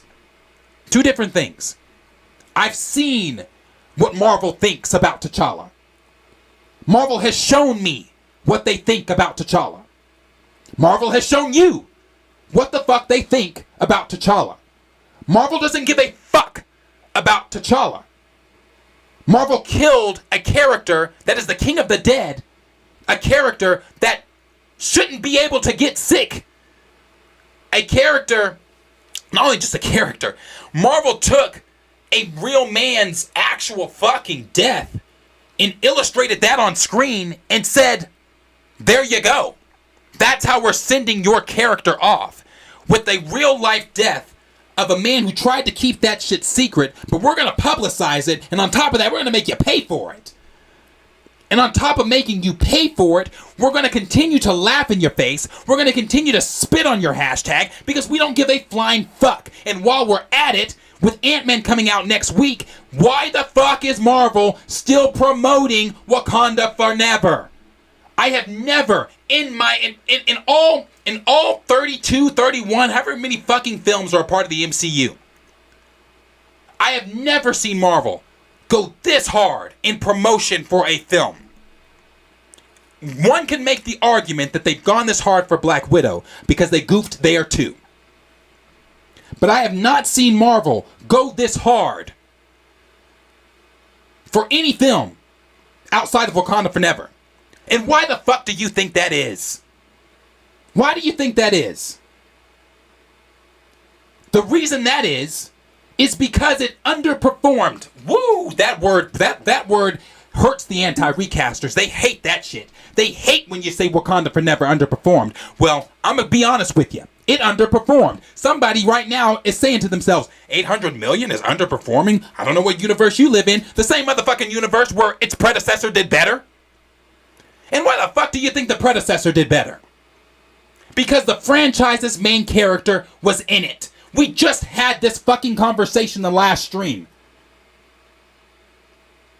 Why do you think no one's checking for any of the stuff that Sony's doing? The franchise's main character. Spider-Man is absent. On top of the, not paying attention to the shit that pisses everybody off with the Velma series. Now, I didn't watch that series. I'm not gonna watch that series. Why? Scooby-Doo, where are you? That's why I'm not watching it. The franchise's main character is not fucking present. I asked this question before. The Titanic. If the boat's not there, what the fuck are we watching? Pirates of the Caribbean. They're not doing it. Why? Because they want to get rid of Captain Jack Sparrow. Fans aren't checking for Pirates of the Caribbean without Captain Jack Sparrow. It's the franchise's main character. Why do you think DC was in such disarray outside of the shit projects they were producing? Superman was absent. Superman was absent for a decade. It took the new regime. It took David Zaslav coming in and saying, why the fuck are we still producing DC films without the main fucking character?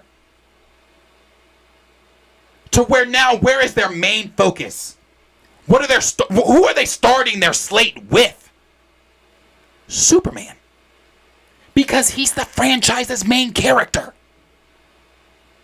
I've talked about, I see Omega 095 brought up Morbius. I've brought up Morbius many times. Many times. I can't say why everybody else hated Morbius. I can tell you why I've never seen Morbius. Because you teased Spider-Man, the franchise's main character, for 2 years, and then after the 2 weeks ended, what did you do? You took Spider-Man out the film. They took Spider-Man out, and I like what Scotty just said. I appreciate you being here, Scotty. Scotty from Hawks Holocron said this. So like Star Wars he stopped himself. He's gonna say Luke. Yes, exactly. Like, it doesn't bode well to me when you get rid of the franchise's main characters. That's why we're here as fans. We're here as fans for the characters that we've grown up with, for the characters that we've loved. When you remove those characters because you're trying to do some type of woke ass, whatever it is you're trying to do, you start to piss the people paying for this franchise off. You start to piss them off. And we've seen that within the Star Wars community.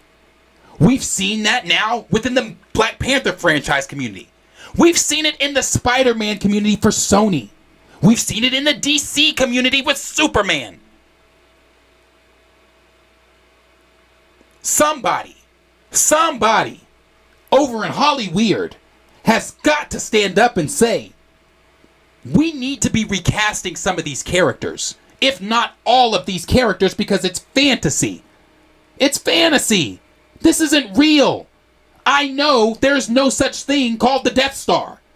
I know there's no planet where Luke is sitting on in exile drinking blue fucking milk. I know there's no uncolonized nation called Wakanda. I know there's no such thing called vibranium. I know there's not a man running around in a cat suit protecting Wakanda. I know that Superman, a man called Kal-El from the planet Krypton, doesn't exist. There's no such alley called Crime Alley, where the Waynes got gunned down. But you know what? We can suspend our fucking beliefs because we understand it's fantasy. It's fantasy. That's why I showed that clip of the comedian saying what he said about JK, because it's fantasy. Everybody can suspend their beliefs when we've got Rocket Raccoon on the screen talking with a whole ass tree.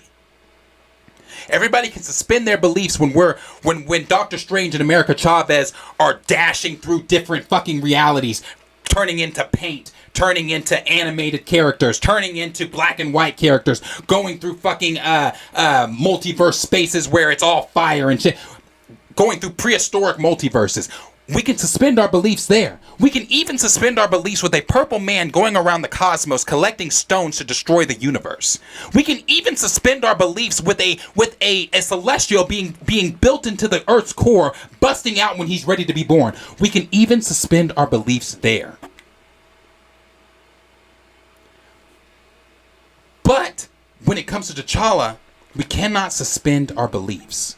We can't, because a real man died, so we have to now attach his real life death to the character. And I'm so glad, whoever Cyber Anime Glitches is, I'm so glad you're here. You asked me, are you done ranting? You sound like a loose cannon. On my channel? No, I'm not done. And on my channel, I'll be as loose as a motherfucking cannon as I want to be. If that doesn't bode with you, if that doesn't fit your agenda, if that doesn't fit the things that you want to listen to or the things that you like, I suggest you exit the stream now. I don't understand why you would continue to sit here and listen to me rant if you felt that I was a loose cannon. I don't understand why you'd sit here and listen to me in this space if you don't agree. That's weird to me. That's weirdo fucking behavior. You want to know why that's weird? Because I'm clearly saying shit that you don't agree with, but yet here you are. Here you are, giving me a view, which I appreciate, because all you're doing is putting money in my pocket. So I appreciate that. You can be as angry as you want. You can send all the clown emojis as you want. But the only clown here in the tiny car is you. You're the only clown in the tiny car right now. You're driving around my stream in a tiny fucking car, but you're the clown. You're the clown. So if I want to sit here and rant and rave and be a loose cannon on my fucking channel, in my motherfucking house, I will do that. You're in my house right now. You don't like it? Get the fuck out. Now, let's move on, because I did say I wasn't going to rant on Black Panther today. But you brought it up. I gave you an answer. So we're going to move on to Deadpool 3. All right. Now, these are the things going on for Deadpool 3 right now. Ooh, that shit kind of got me way off thinking about Deadpool 3. Okay. All right. Johnny Stevens said, now call him a Marquez trick. No. It's funny, though. All right. Anyway, all right, so Deadpool 3. So these are some of the things we know about Deadpool 3 going on right now. This is what we do know. No, thank you. I appreciate it, because you're still here. So I appreciate it. Thank you for still being here. I'm glad that you viewed me as a clown, but you still want to view this clown's work. So thank you. Anyway, with Deadpool 3, these are some of the things we do know about Deadpool 3. With Deadpool 3, we know that it's been teased here from some new reports that Deadpool 3 is going to be the film that cracks open the multiverse. So, if you guys remember when I was reading that thing earlier from the Marvel Studios subreddit, it said that Quantumania, Loki Season 2, The Marvels, and Agatha were going to be the only films that dive into the multiverse. I don't know if that's honestly true, because we've known just from other things that we've seen about Deadpool 3, other leaks that we've heard about Deadpool 3, that Deadpool 3 is also going to involve the multiverse. We know that Mobius, whatever's going on with Deadpool and Logan in the film, we know that it's going to involve the TVA. This is going to be the first time outside of Loki that we've seen the TVA interacting with the MCU. So we're going to see the TVA, and it's not just a cameo. From my understanding, Owen Wilson is a main character in this film. He's going to be one of the ones that... or he's going to be in the film as well. We know that Danger is supposed to be the main villain, the Danger Room from Xavier Mansion. The sentient AI being that she is, she's supposed to be... the main villain of the film. We know that Deadpool and Logan are going to have the time looms, which is going to be introduced in Loki Season 2. They're going to have a time loom that's going to allow them to move through time the way that they're doing. So those are just some of the things that I can remember. Oh, also we know that Logan is going to be in his classic comic book uniform. We also know that from what Hugh Jackman said, it's going to be the angriest we've ever seen Wolverine. He also said, I'm missing something. Oh, the Fantastic Four, the OG Fantastic Four, supposedly rumored to be a part of this as well. And now recently, Patrick Stewart has come out and said, and I'll show that really quick. Patrick Stewart has come out and said that he was told to be on standby with Hugh Jackman for Deadpool 3, possibly. So he could even be showing up in Deadpool 3. So it's all pretty interesting. This is what the direct had to say about Deadpool, though. It's a new rumor surfaced that points towards some key connections between Marvel Studios' Deadpool 3 and the multiverse itself. Many were quick to suspect that Ryan Reynolds' third movie would have ties to the ever-expanding multiverse. Not only is the leading character seemingly the same mark as the one in Fox's X-Men universe, but the project also co-stars Hugh Jackman's Wolverine, someone who died at the end of Logan. Adding to it all, a previous rumor claimed that there would be some major Loki connections in the film, including an appearance of both Mobius and the TVA. With just a little bit of information, Deadpool 3's importance within the MCU has skyrocketed. While speaking with the Cosmic Circus podcast, the Cosmic Circus, Alex Perez is the same. This is the same podcast where he was leaking some of the things that I was reading to you guys earlier. So this is within that same podcast. Alex Perez revealed some new details about Ryan Reynolds' upcoming Deadpool 3. Perez indicated that the MCU's multiverse will crack open in Deadpool 3 while making it clear how the character of Deadpool is going to be an integral part of the MCU moving forward in the multiversal saga. This is Alex Perez talking. He said, if you had to ask me at what point do I think the multiverse is going to crack open, the multiverse isn't going to become a plot point that's going to affect everyone in the MCU until we reach Deadpool 3. Moving forward, Deadpool is going to be an integral part of the MCU, but you're not really going to see much about him up until maybe Deadpool 3. The insider continued, noting that the multiverse isn't going to really kick into full effect until Deadpool 3, though be made sure to note that there will still be individual stories moving forward. He goes on to say there's still going to be individual stories moving forward, and there's going to be diverse plot points all around, but the multiverse isn't going to really kick into full effect, or it's going to be the main storyline here on out until Deadpool 3, because after Deadpool 3, everything's going to be like the multiverse story, multiverse story from there on forward. So he's saying it's going to be more multiverse story, and more multiverse story. Say that 3 times fast from there on.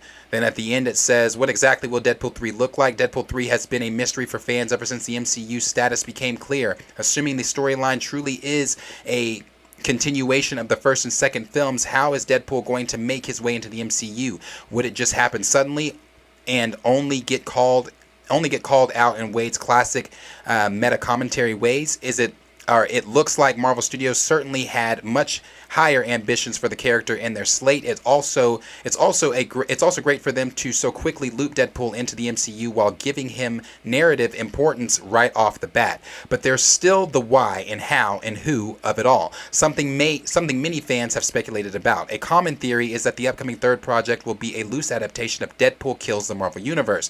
In this case, the universe in question would be the one that formerly hosted the Fox-owned characters. Other fans have gone even further with their predictions, theorizing that Wade Wilson could be responsible for bringing mutants into the MCU in the first place, at least on a wider scale outside of Ms. Marvel and Namor.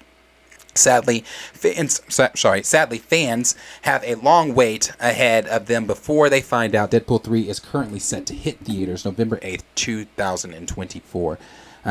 So we do know that Deadpool obviously is coming. We know that. We know Deadpool's coming. We know that there's a lot of rumored speculation around Deadpool. Deadpool, as you guys have heard me say many times, it's one of my most anticipated for 2024 Marvel films. I cannot wait to see Deadpool 3. I really, really love Deadpool 1. Deadpool 2 I enjoyed. But I hope that with everything that Ryan Reynolds can put his hands on, with everything that he can talk about, now with Disney owning Fox and him now being in the MCU, the possibilities of the meta things that Deadpool could say is endless, and I'm definitely here for it. I've been here for the things that have been coming out for Deadpool 3, involving again the TVA, involving Danger if she really is going to be the villain, involving Wolverine. We've even heard that we're supposed to get multiple Wolverines, multiple different Deadpools, because it is the multiverse. Obviously involving the time looms and the TVA. The time loom we're going to learn so much more about in Loki season 2. The time loom is going to be, I guess, the thing that the centerpiece of how the TVA operates now, that it's no longer the timekeeper's facade. It's now the time. Maybe it always has been the time loom. Again, this is more things we're going to have to learn about Deadpool season 3. Deadpool 3. But these are some of the things we do know here, and I will touch on this just a little bit here from what Patrick Stewart had to say, and this is coming from comicbook.com. They say that if Doctor Strange and the Multiverse of Madness taught us anything at all, it's that Marvel Studios will go to great lengths for fans' enjoyment. During the picture, filmmakers brought back characters like Charles Xavier, Patrick Stewart, Black Bolt's Anson Mount, and Maria Rambeau, Lashana Lynch, while simultaneously introducing new faces such as John Krasinski's Reed Richards and Haley Atwell's Captain Britain. Given that Deadpool 3 is deep in pre-production, some think that the multiversal movie could bring back additional characters once again. Comicbook.com's Jamie Lovett recently caught up with Patrick Stewart in support of Star Trek Picard and asked if the actor is returning for one more go round as Patrick Stewart. Then he replied, "I've been told to be on standby. I know nothing more than that, honest." When does Deadpool 3 take place? Let's see. Given Xavier has now died on screen twice, once in the Multiverse of Madness and another time in Logan, it's difficult to say when exactly the threequel will take place. That said, Hugh Jackman has confirmed Deadpool 3 does in fact take place at some point before the events of Logan. That means that the version of Professor X most certainly could return. Who is this talking? Oh, this is Jackman. So Hugh Jackman said he was actually really cool about it. Jackman previously told James Mangold's thoughts earlier this year. I did tell him it takes place before our movie, so I wasn't going to screw it up with my claws coming out of the grave. He was relieved by that. He also talked about his damn it, hold on. Fuck. Let me take that back up. He also talked about Ryan Reynolds' characters too. They hate each other. Jackman smirked. Logan is annoyed by him, frustrated by him, wants to be a million miles away from him in this movie. He's the fast-talking, quick-witted loudmouth, and my character just wants to punch him in the head. And that is what Jackman had to say there, and that's really the last thing they said about it. But again, Patrick Stewart did come out and say that he has been told by Marvel Studios to be on standby, and a lot of people are speculating that could be for Deadpool 3. So it possibly could be for Deadpool 3. We could be seeing again, if what they're saying is true, and I'm sure that it is, that Deadpool 3 does take place before Logan, and that does mean that Professor X is still alive during that time. So what could we possibly be seeing, in Deadpool 3 in ways of other cameos outside of Hugh Jackman, outside of the rumored OG Fantastic Four, outside of the rumored, still somewhat, I think, maybe confirmed, Owen Wilson's Mobius and the TVA? I'm not really sure, but I do think that this is going to be a really fun film. I think it's going to be a wild ride, and I can't wait to see what Deadpool does in the MCU, because again, the things that he could say, the things that he can do, the possibilities are endless. So I'm really excited for it. But as always, question is for you guys. Let me know what you guys think down below in the comments. What do you think is going to be going on in Deadpool Season 3? Why do I keep saying Season 3? Deadpool 3. What do you think is going to be going on in Deadpool 3? Do you think Patrick Stewart is actually going to show up? Do you think that Deadpool 3 is going to be the film that breaks open the multiverse for the MCU? Or do you think Deadpool 3 is just... I don't think it's going to be one of those just... it's just a film that they're doing. It's just Deadpool. I don't think it's going to be one of those outside of the multiverse category films that they were talking about in the Marvel Studios subreddit. I think that it's actually going to be pivotal to what is going on in the MCU. But again, questions for you. Let me know down below in the comments what you guys think. Let's see what you guys are saying here.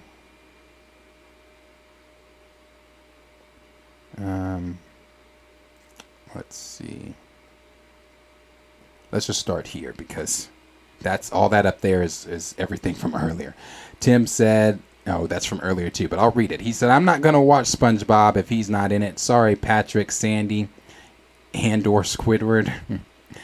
Cornelia said, I think they do it internationally just to watch Darius rant. Oh, intentionally. I think they do it intentionally just to watch Darius rant. That's the irony. They probably do. They probably do it intentionally to watch me rant. I don't know. But at the end of the day, the rants they're not like, it's real. That's my real feelings. Again, not putting on a fake facade. That's talking about T'Challa. That shit pisses me off.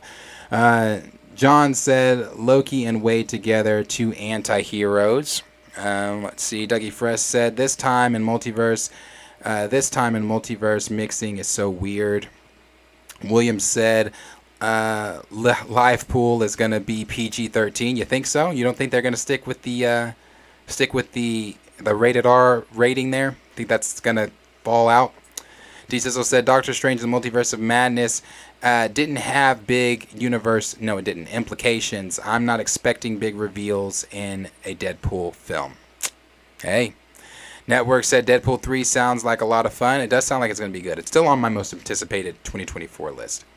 Nathan said, all the multiverse talk never paid off. I won't see Deadpool 3, but I hope the MCU gets better. Hey, respect it, brother.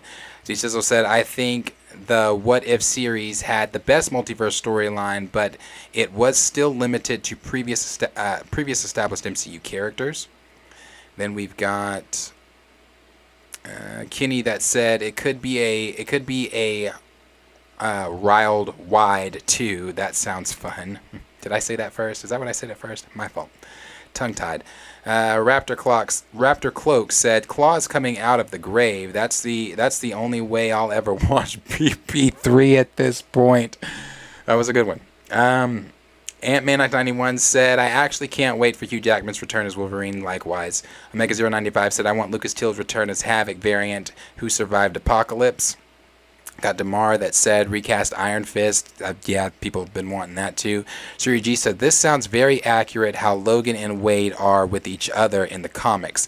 Yeah, Ryan loves his character. Obviously, Hugh Jackman loves Wolverine. He's been wanting to do something with Hugh Jackman's Wolverine since Deadpool. So I'm sure they're going to try to keep it as honest and close to their real comic relationship as they possibly can.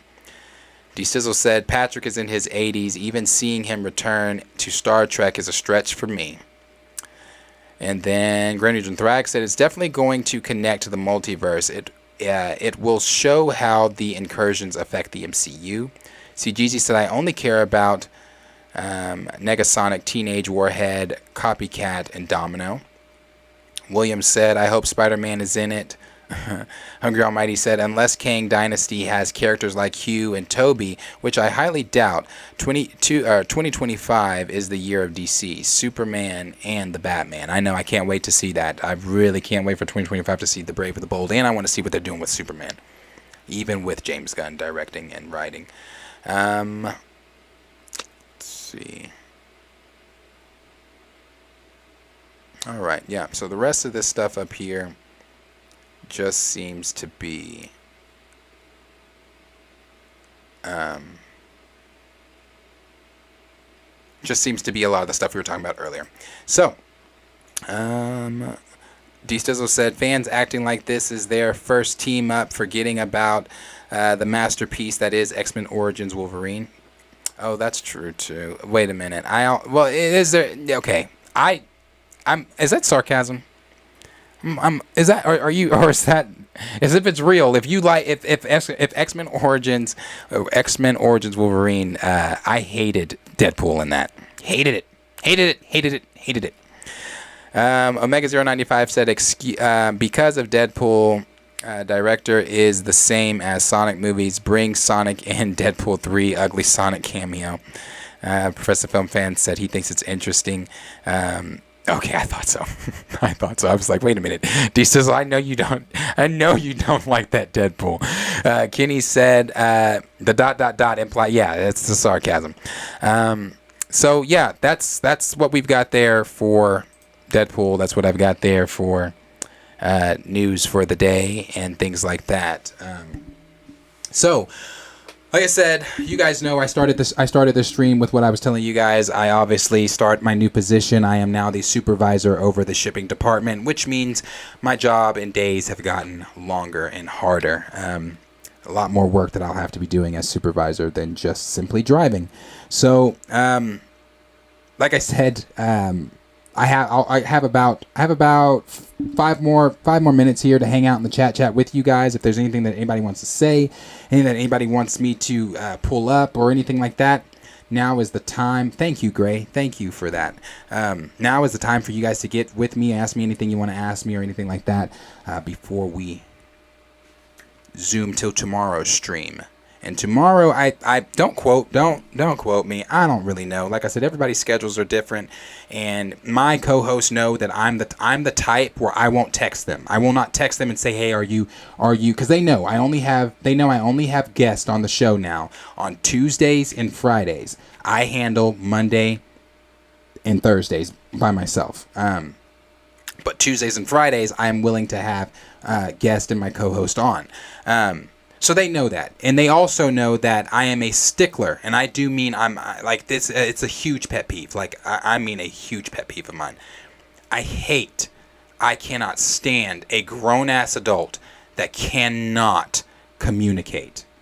I can't stand it. Can't stand when people don't know how to communicate or any of that. Thank you, John. Thank you so much. I love you too, and appreciate you being here. But I can't stand when people don't know how to communicate. And one of my biggest things, I tell my co-hosts, I tell everyone that just everyday people that I talk to, if there's ever something that happens where we have something planned, just let me know. Let me know that you can't make. Let me know that you can't do this, whatever. But communicate that with me. So I don't know who's going to be here tomorrow, and I'm not. And when I said all that to say they know our days. They know I said Tuesdays and Fridays. So with that, I don't text people and say like, I'm not going to text one of them and say, "Hey, are you going to come tomorrow?" Because they know Tuesdays and Fridays are the days. I shouldn't have to text you and be like, "Hey, do you want to come tomorrow? Do you have time to be here tomorrow?" or anything like that. But I love all my co-hosts, especially, my cousin Q. I love Q. But with that just comes with everybody's schedules, the timing that they have, the things that they can do. Corey's a mother.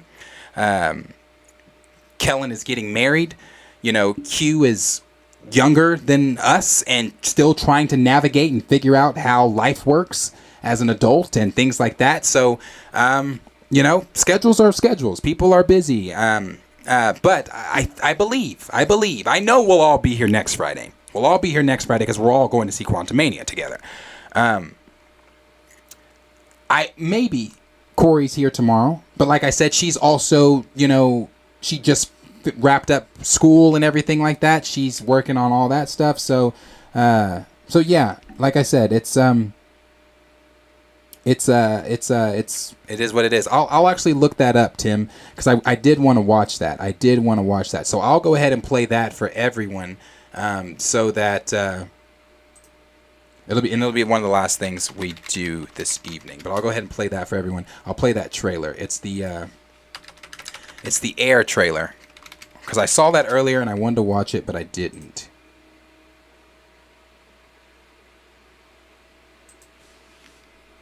Let's see.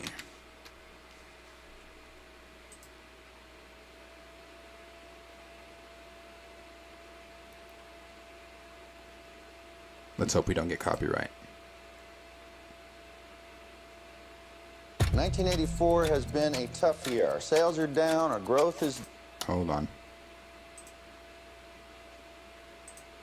We started over.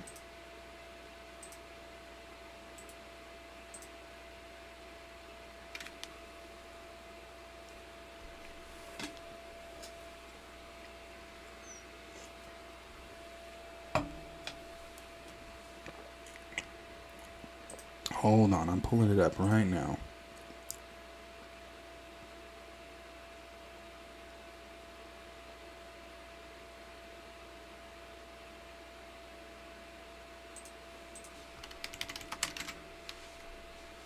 Shit. I hate silence on streams. I'm so sorry. I hate doing that.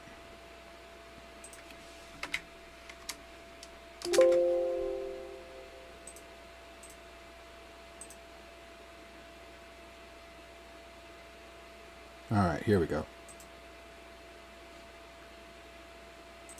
Let's play this.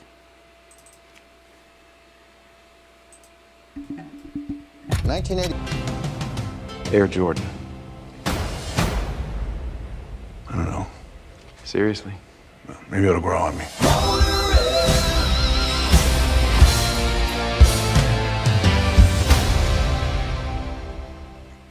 Yeah, no, it looks good. It looks like this is going to be really good. I saw people talking about it on Twitter earlier, and everybody was, ranting and raving about it, saying that it was a great trailer, and it really was a good trailer. I think that this film is going to be good. I wonder if someone's playing Mike. I kind of want to look that up really quick. Aircast. Who is their cast?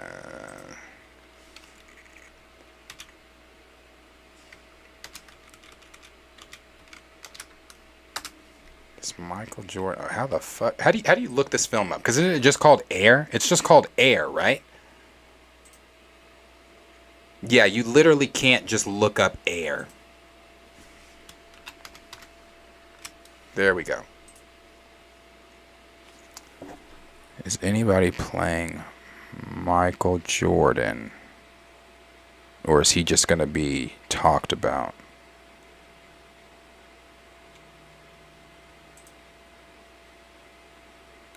I don't see any castings for...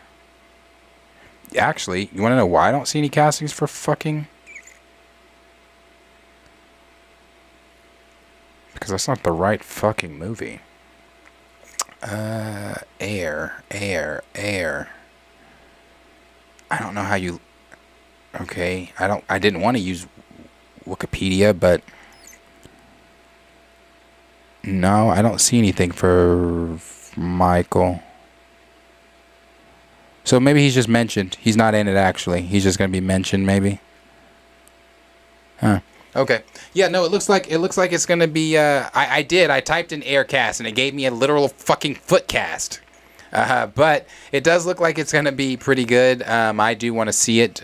Good cast. I love Jason Bateman. Jason Bateman is one of my... I love Jason Bateman. I think he's a great actor. He's one of my favorites, too. I love what he did in Ozark. I love him in Horrible Bosses. Jason Bateman's humor. It's that dry humor, and if you don't like dry humor, then you probably won't like Jason Bateman. But I love Jason Bateman. I think that he's really, really, really funny. So yeah, I would definitely say, like Xavier, I'm checking this movie out. I'm definitely checking this movie out. So yeah, guys. Again.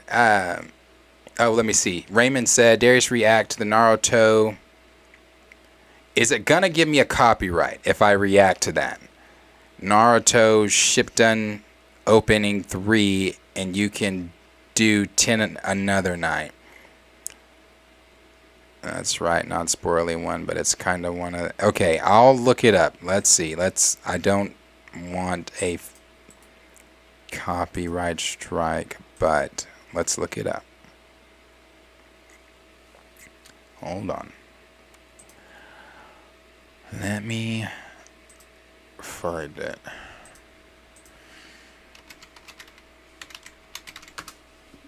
Fuck. Alright.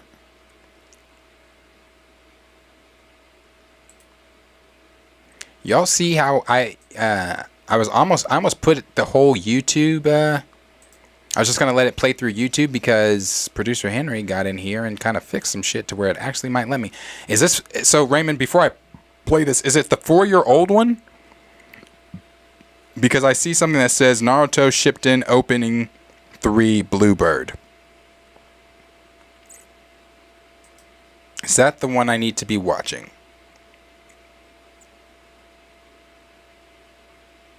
Yeah, Jason Bateman's hilarious. I think he's so fucking funny. Okay. All right, Raymond, let me get that on.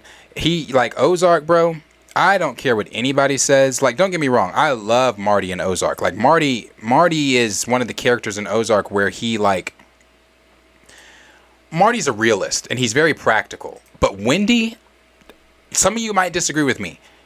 I think Wendy's the sole reason that family wasn't fucking shot down and put in fucking acid. Wendy did so many things to get that now granted, she did some fucked up shit too, but sometimes you gotta do some fucked up shit in fucked up situations. And Wendy, bro, I don't know, I loved Ozark. I thought Wendy was one of the best fucking characters. All right, let's see, because this is done now, so let's see this. The anime stuff you guys are trying to get me to watch, that music, she came in heavy, hard on the vocals at the end. She was killing that shit at the end. The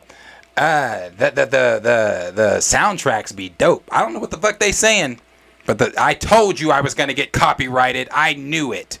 I knew I was gonna get copyrighted. The minute she came on saying whatever the fuck she was saying, I knew I was gonna get copyrighted.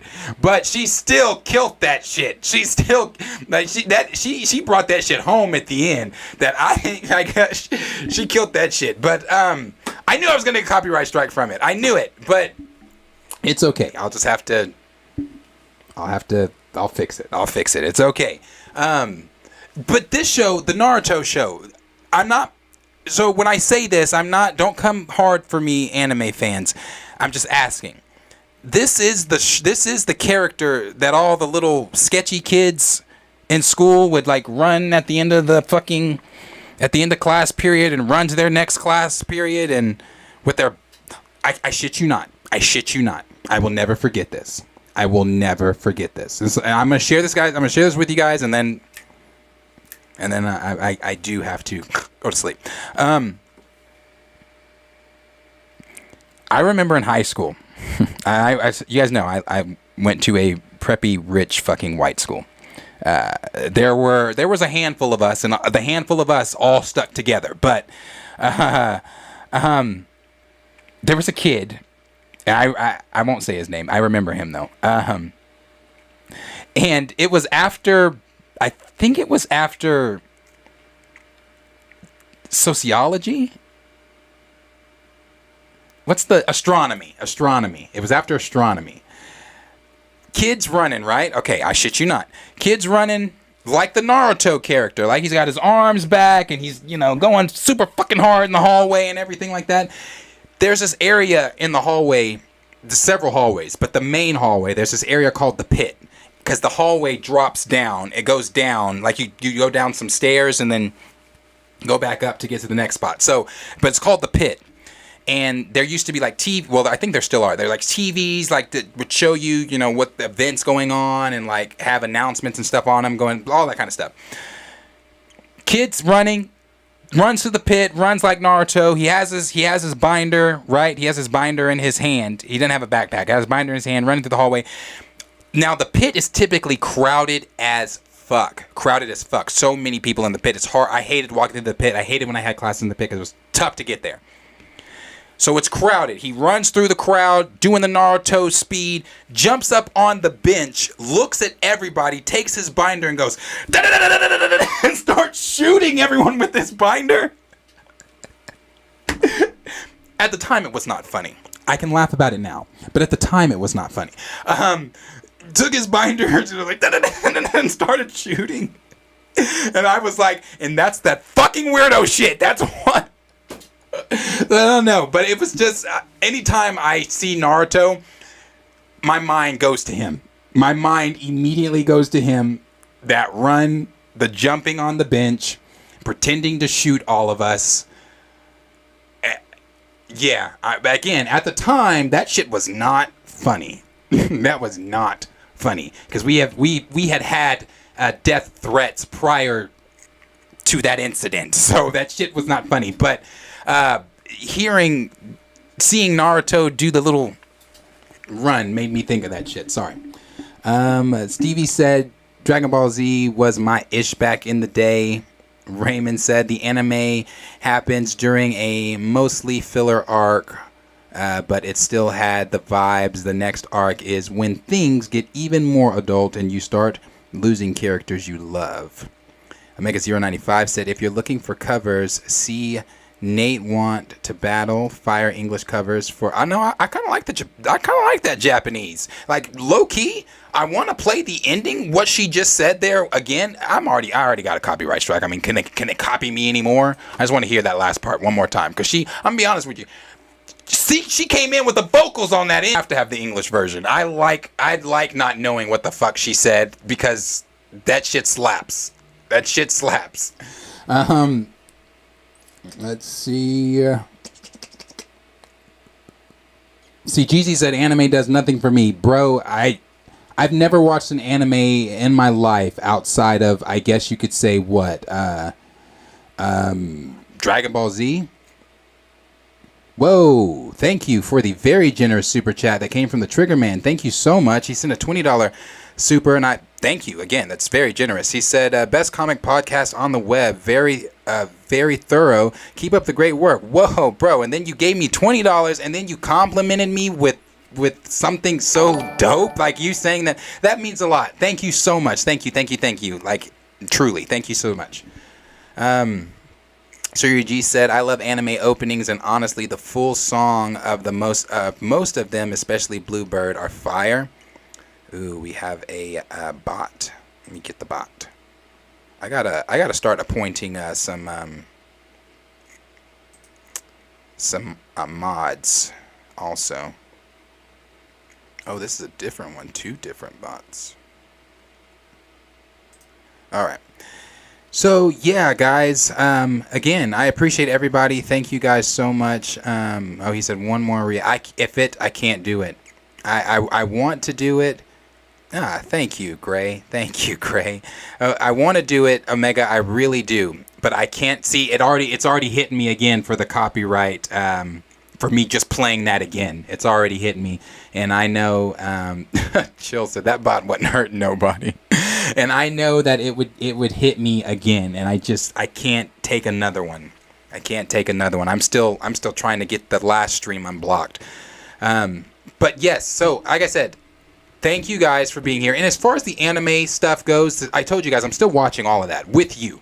I'm not gonna watch it without you guys. But I will tell you this: some of my coworkers are big anime fans, and a lot of us around the same age. A lot of them are big anime fans, and they want me to watch some movies that you guys named.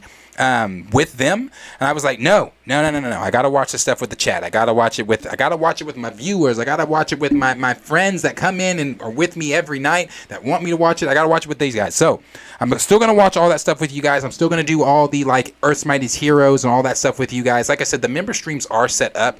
We've just got to finish working out a few more kinks in it, and then I'm gonna start advertising that and start doing Wednesday streams are gonna be members only streams. Wednesday, I think that's what I'm going to do. I think on Wednesdays I might do that. I'm either going to do members only streams on Wednesdays, or I'm going to do members only streams on Sunday nights. One of those. I haven't decided yet, but they're definitely coming for sure. So like I said, thank you guys all for being here. Thank you, Triggerman, for the very generous chat. Thank you, Dre Mac, for also sending in the super chat that you sent in. Thank you guys for being here and making the stream once again another fun stream and being so engaging like you guys have been doing, talking throughout the chat. Again, I love spending all this time that I spend with you guys. It really means so much to me that you guys even want to spend that much time with me. Felicity came in. She said, "What's up?" Felicity, you missed today, but that's okay. You can always rewatch if that's something you want to do. But we appreciate you definitely being here. Appreciate you showing up in the chat. So like I said, thank you guys. And I will see you guys tomorrow in tomorrow's stream. We're going to go over the mod leaks from Alex Perez, the things that I was talking about. I'm going to go over that. Tomorrow's stream, depending on the news, I might want to just... If I can get Hogwarts Legacy on... If Henry's watching, he's probably laughing at me right now. If producer Henry's watching, he's probably laughing because I was about to say, if I can get Hogwarts Legacy on my computer, because I know Mojave, you can get it on there. Then I will. But if Henry's watching this, he's probably thinking to yourself, he's probably saying, this fucking computer is barely handling the shit we're doing. It's not going to handle you playing Hogwarts Legacy for a whole fucking stream. But if it does, that's what the fuck we doing tomorrow. I'm going to talk about some stuff, but I'm also going to kind of try to play Hogwarts Legacy because I don't want to wait till April. I don't want to wait. I want to play it now. I'm using a PS4. It's Kellen's PS4 that he has gifted to me to use.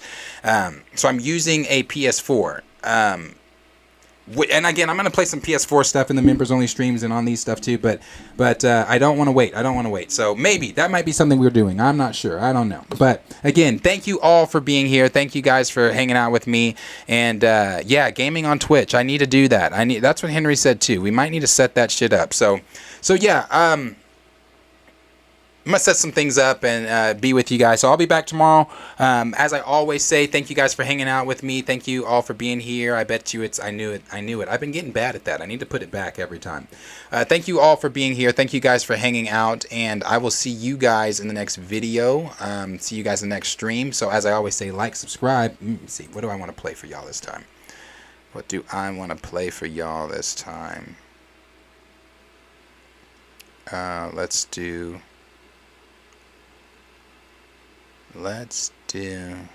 yeah, why the fuck not? Alright, so as I always say, like, subscribe, share with your friends. Thank you all for being here. Thank you for the generous love. Thank you guys for the interaction. Thank you guys for hanging out with me as long as you did. Thank you for putting up with my bullshit, because so some of you, I was on some bullshit today. I was a clown today. So thank you for putting up with my clownery and buffoonery today. And I will see you all in the next video. Peace out, guys. Much love, as always.